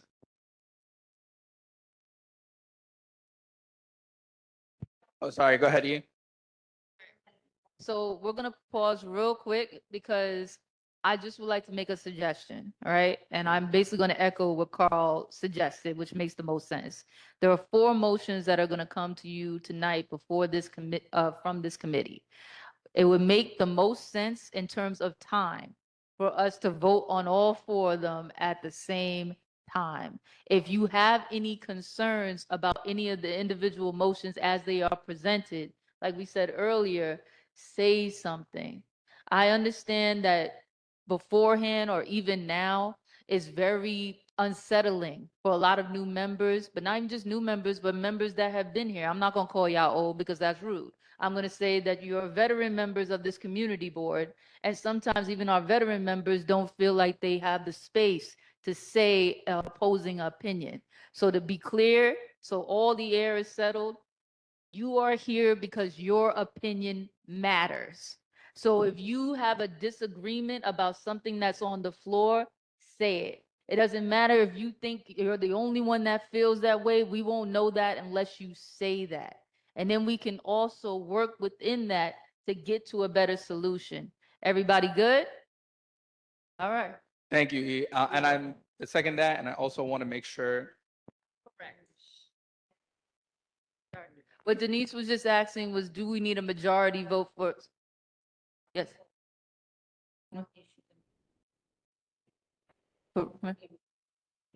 Correct. So should we do a motion first to even say that we're going to even go with this process? I'll be honest with Yes. you. I Yes. feel like the majority of these things. All will be right. fine. Yeah. Okay, so we're gonna pause real quick. Go ahead, Dominique. Tony, I have a random question. Go So for what it. if I'm not saying that well, hypothetically speaking, what if I want to say yes to one, but not the rest? All right, that's why in this moment, you're gonna ask for amendment. Got you. So I'd have to ask for amendment whatever right the now. motion is. Right. Right. Right. But if it hasn't been voted on yet, they can ask for it. The whole point of us having all 4 issues voted upon as one is to have all 4 voted as one. You can't have an amendment and say, okay, but we're going to take this one out. No, once the motion is made and accepted, you cannot make amendments. Okay. That. What I'm saying is that we didn't even vote yet if we're gonna even vote on all 4 yet, right? Javid is literally just telling us about the motions right Yes. now. Yes. So we haven't even gotten to that part yet. Yes. You are absolutely correct that once we actually do that, we can't amend it. But while he's literally presenting, you can make an amendment to it. Yes. Thank you so much for that, E. and Denise. I want to offer a point of clarification. If you have any questions at all about the motions that we're bringing forward, please ask them, because not only will it help you make a better decision, it might help us make a better motion. So that way we can implement it into the motion. Because right now, the shortest summary of what we're doing right now, what this motion is to track the concerns that the community comes here for. That's all it is. It's tracking what the concerns are so we can be better at understanding what our community is concerned about and responding to it. Because when we have our committee meetings, we're also brainstorming on how we can help our committee, how we can help our community. So if we have this concern log, we could say, hey, let's look at the log. Let's brainstorm about how we can help our community based on what the concerns have come here. That's all we're doing. For this that's what this motion is about, is to have this concern log. Point of clarification, and sorry to belabor the point. Go ahead. But, this is bundling. So the chair would make the request, can we please bundle these motions? And then the board chair says yes, or whatever. And then if you want to vote on one, you can say, yay on 1, 2, 3, nay on 4. That's how you do it. Just back to you. I'll be completely honest, I don't know how to phrase that. If you guys want to, can we do a vote to bundle? Also, not to, I think we're pretty confident that most of these motions are pretty simple. They're not like overly complicated ones. And there's things that we've discussed before during our general board meetings. They're kind of just like updates to things. So, and we've passed them before. It's kind of just updates on them. So I think we can do. Someone can make a motion to vote on. Yes. Together. Exactly. So I'll go to the second motion. So the second motion relates to the community resource fair that Dr. Finn brought up. Basically, we were, yes, so this relates to the RMP. So the restaurants meal program that we have been discussing on multiple board meetings, multiple committee meetings. It is the program that allows people that are disabled, people that are homeless, and people that are elderly to use their EBT benefits to go into a place that prepares food, hot food, to use their EBT benefits for that. So you can go into a deli and get a sandwich with your EBT, right? We tried to expand it. We were not successful in doing that on a federal level because of the federal climate, as we were told by our elected leaders. So instead, what we are doing is we're trying to expand the education of our local businesses that want to be participants in this program, so they can too also accept EBT at their place of business. So if you're a bodega owner and you want to accept EBT for the deli station, you could come to this resource, the Community Resource Fair, where the Office of Temporary and Disability will be there presenting a workshop on how to be approved to accept EBT at your place of business. And this motion is to invite the Office of Disability to the Resource Fair so they can provide this workshop and teach our local businesses how they can accept EBT at their business. Okay. Any questions on that before I move to the next motion? No? Okay, great. Next motion is about the community health profiles. As was discussed earlier by our Richie Torres's community outreach member, the community health profiles is now a bill on the federal level to try to make sure that we're having neighborhood health data in all of our neighborhoods across the United States. We still want to hyper focus on New York City because we are a community board in New York City, especially in the Bronx. And we don't want to only depend on the federal bill. We want to make sure we're hyper focused on our community. So this motion is to bring a formal letter of support to the borough president that states that we are interested in the community health profiles being updated for New York City and specifically the Bronx. But overall, all of New York City hasn't had an updated community health profiles since 2019, so a very long time. All of New York City, right? So this motion has to do with writing a formal letter of support to the borough president for an update to the community health profiles for New York City. Is there any questions for clarification on this or any ideas to improve this motion? Anyone? All right, perfect. Okay, last motion. The last motion was the change of the committee three's name, and the name that we came up with as a group was the Committee of Public Health and Education. And we are going to do a vote on whether or not this is a fine name for Committee 3. Okay, who wants to throw the amendment out there to bundle these?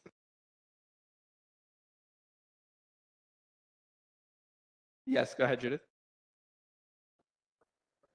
Yes. Profile update. Yeah. What is the community profile? The community health profiles is a digital dashboard that New York City Department of Health used to keep. They haven't updated since 2019 that tracks all the health metrics that each community and neighborhood has in New York City. It spans from issues with people that have hypertension, people that have diabetes, it has asthma rates, it has avoidable hospitalizations. That's when people go to the emergency room because they're suffering some kind of health issue that could have been avoided if they had proper primary care visits, stuff like this. And what we are going to do with that is we're writing a letter in support for them to update this so that way we can have up-to-date information on the health of our community so we can create programs to help combat whatever issues are rising in our community relating to health disparities. Thank you. That's it? That's it. I understand. I understand. You can ask me more questions, Judith. I got you. All right. So I would like to put forward a motion to accept the committee's report. Thank you, Carl, because we are going to do this in order. All right. May I have a motion? May I have a second? So moved. I second Robert Hall. Sorry, Mr. Hall. Mr. Isaac beat you to it. He said he's prettier. You know what? I love it. Muhammad Ali, I love it. Yes, to accept the report. All right. Oh, sorry. And now the second motion is do. First you have to vote. Okay. All right. You can't vote on the team first. Why, thank you. All right.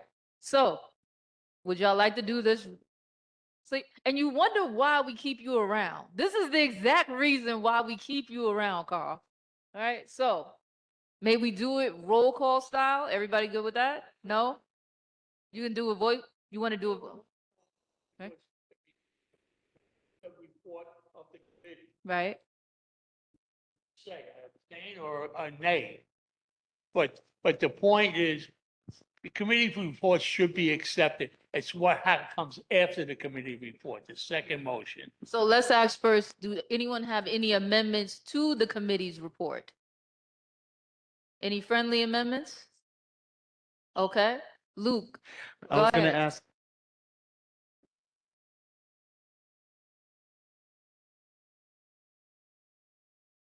Can we do a voice vote to speed this along?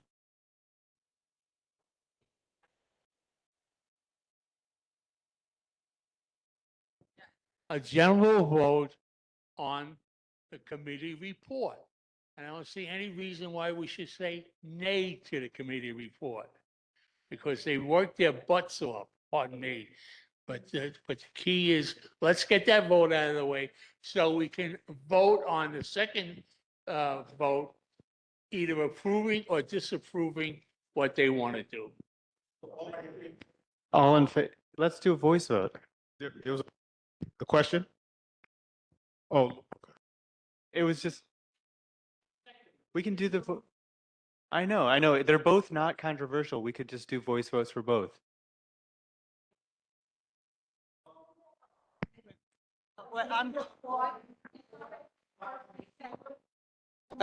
It's a motion and we have to approve.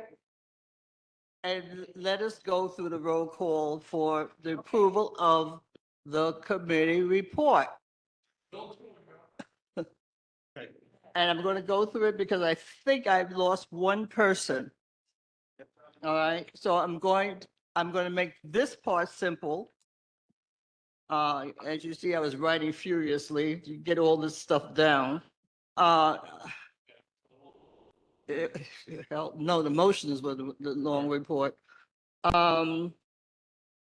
Those in favor of accepting Committee 3's report, please say aye. Aye. Negatives? Any recusals? Any abstentions? The ayes have it. Okay. Now, what? Now, we're going to go on to the motions. I need someone to do that.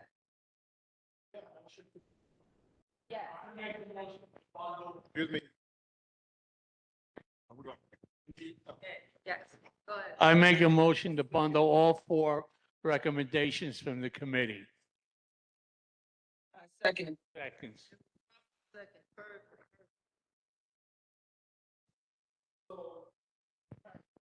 Javed, just for clarity, Javed, just repeat all four motions. Okay, I will definitely repeat all four motions. First motion is, I'll list the titles.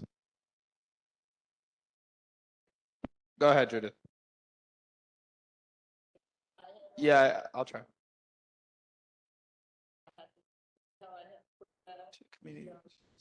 To have, okay, so the first one is to have a community concern log for tracking of ongoing concerns. That's the first motion.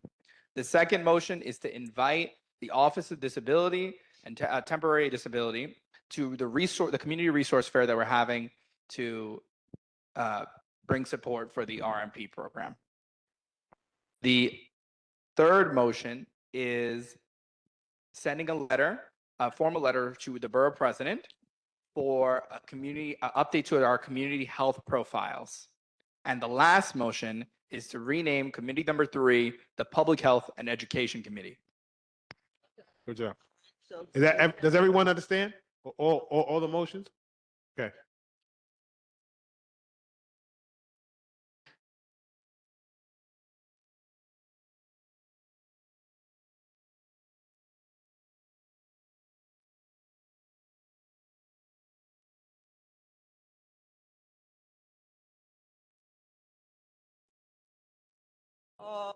All in favor, hold on, John. All in favor? Aye. Any negatives? Any abstentions? Any recusals? The ayes have it. Thank you.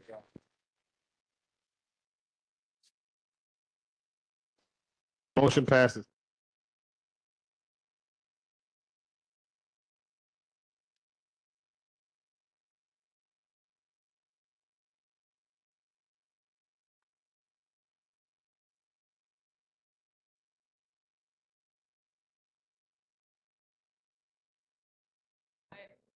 All right, everybody. So you saw how painless that was of just giving some clarity first. And then we actually just named our committee. That name didn't just pop out of nowhere. That was something that was literally a part of that committee's meeting.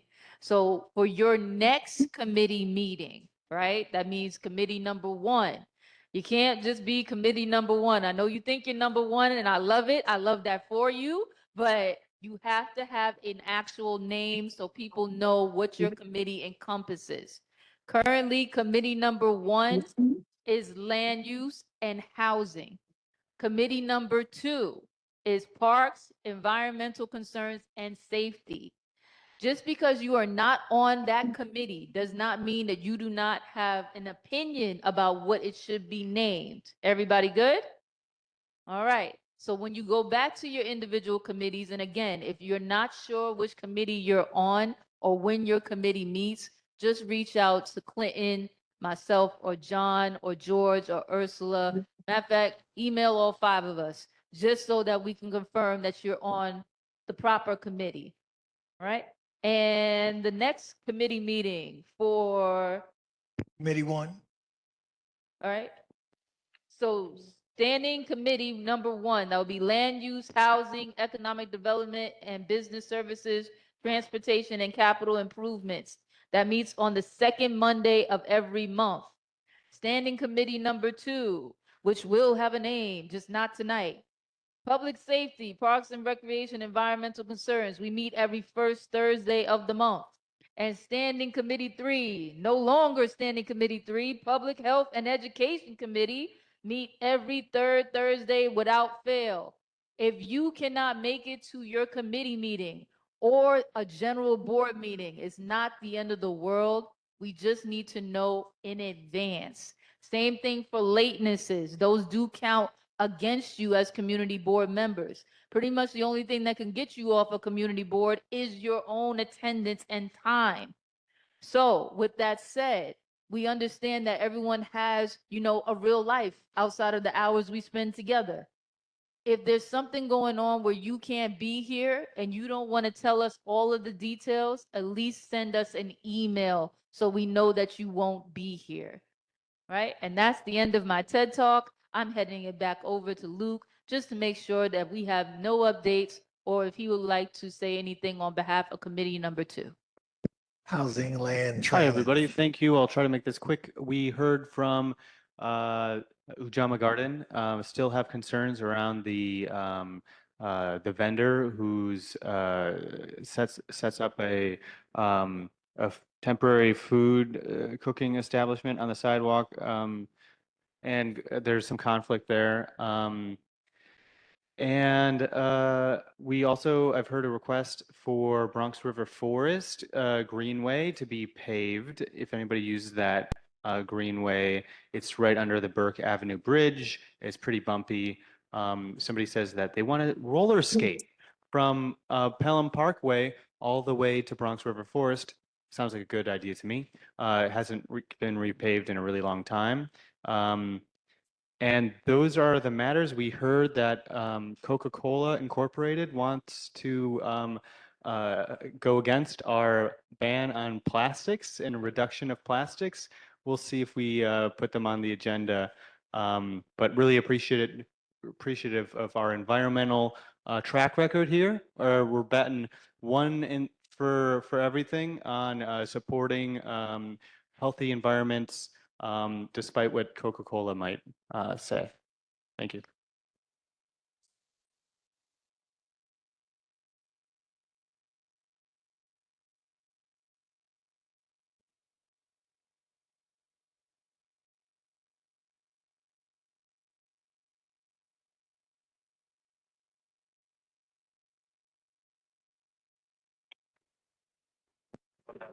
Can I make the motion to close the meeting? Are we done? No, we're not done yet. Not done yet.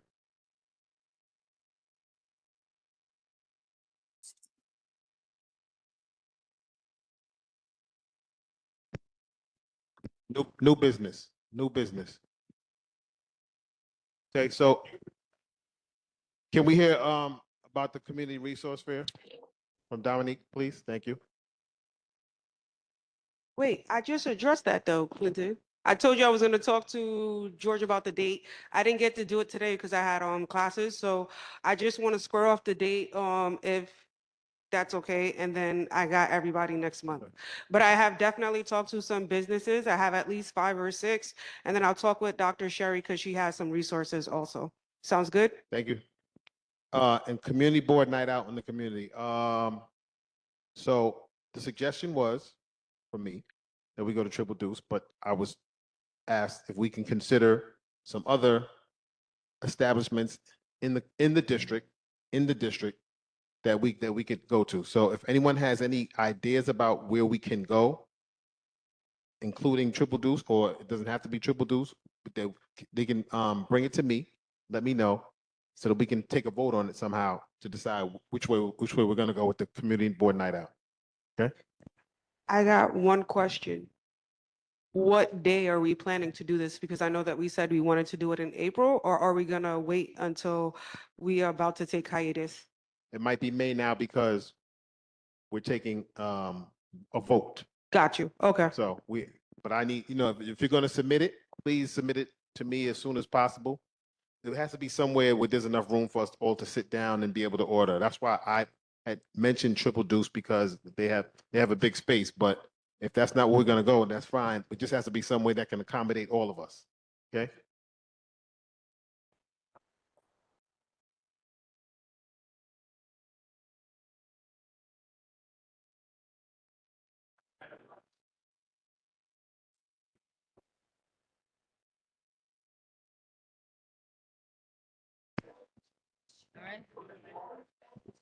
All right.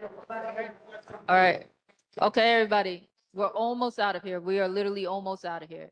So this is a request for our district manager, because everyone here, yes, the main things that get done at the board come from the committee's work, right? And that also includes the minutes that are taken.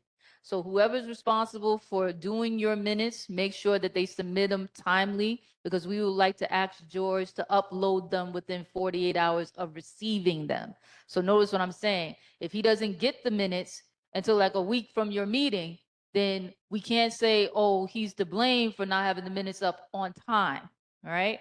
So if we give them to him as soon as possible and he gets them up in a timely fashion, then people that weren't able to go to your committee meeting, they'll be able to see what actually happened. And then we can also vote on those, not the minutes, on the report that you have when we come to our next general meeting.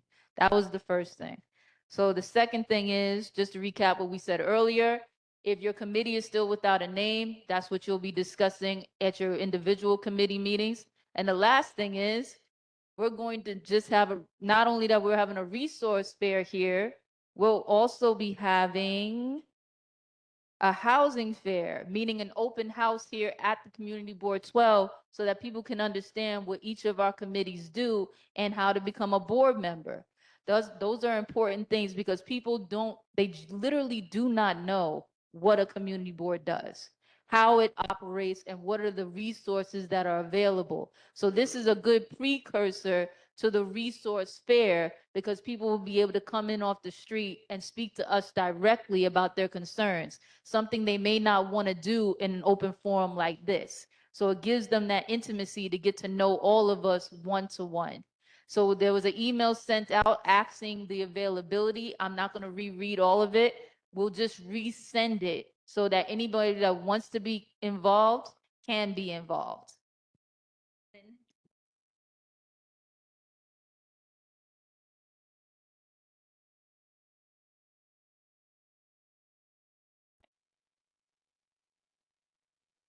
Last bit on the business, I would like to call for a motion for the committee, because remember in our last meeting, we voted to no longer make that an ad hoc group. That is now a standing committee.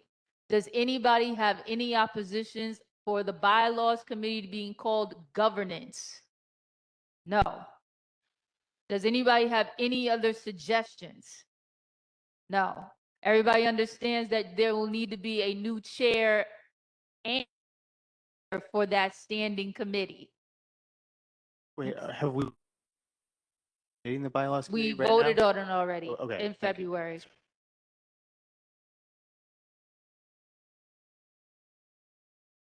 Committees and one committee. So if you are interested in being multiple committees, you are more than welcome to.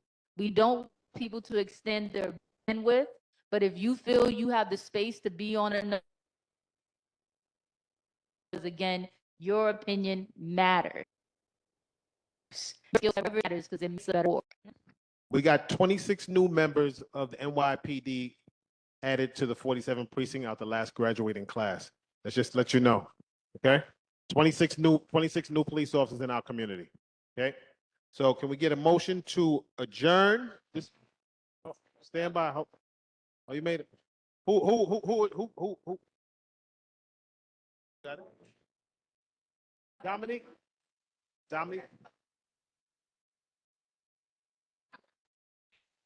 Thank you all for coming.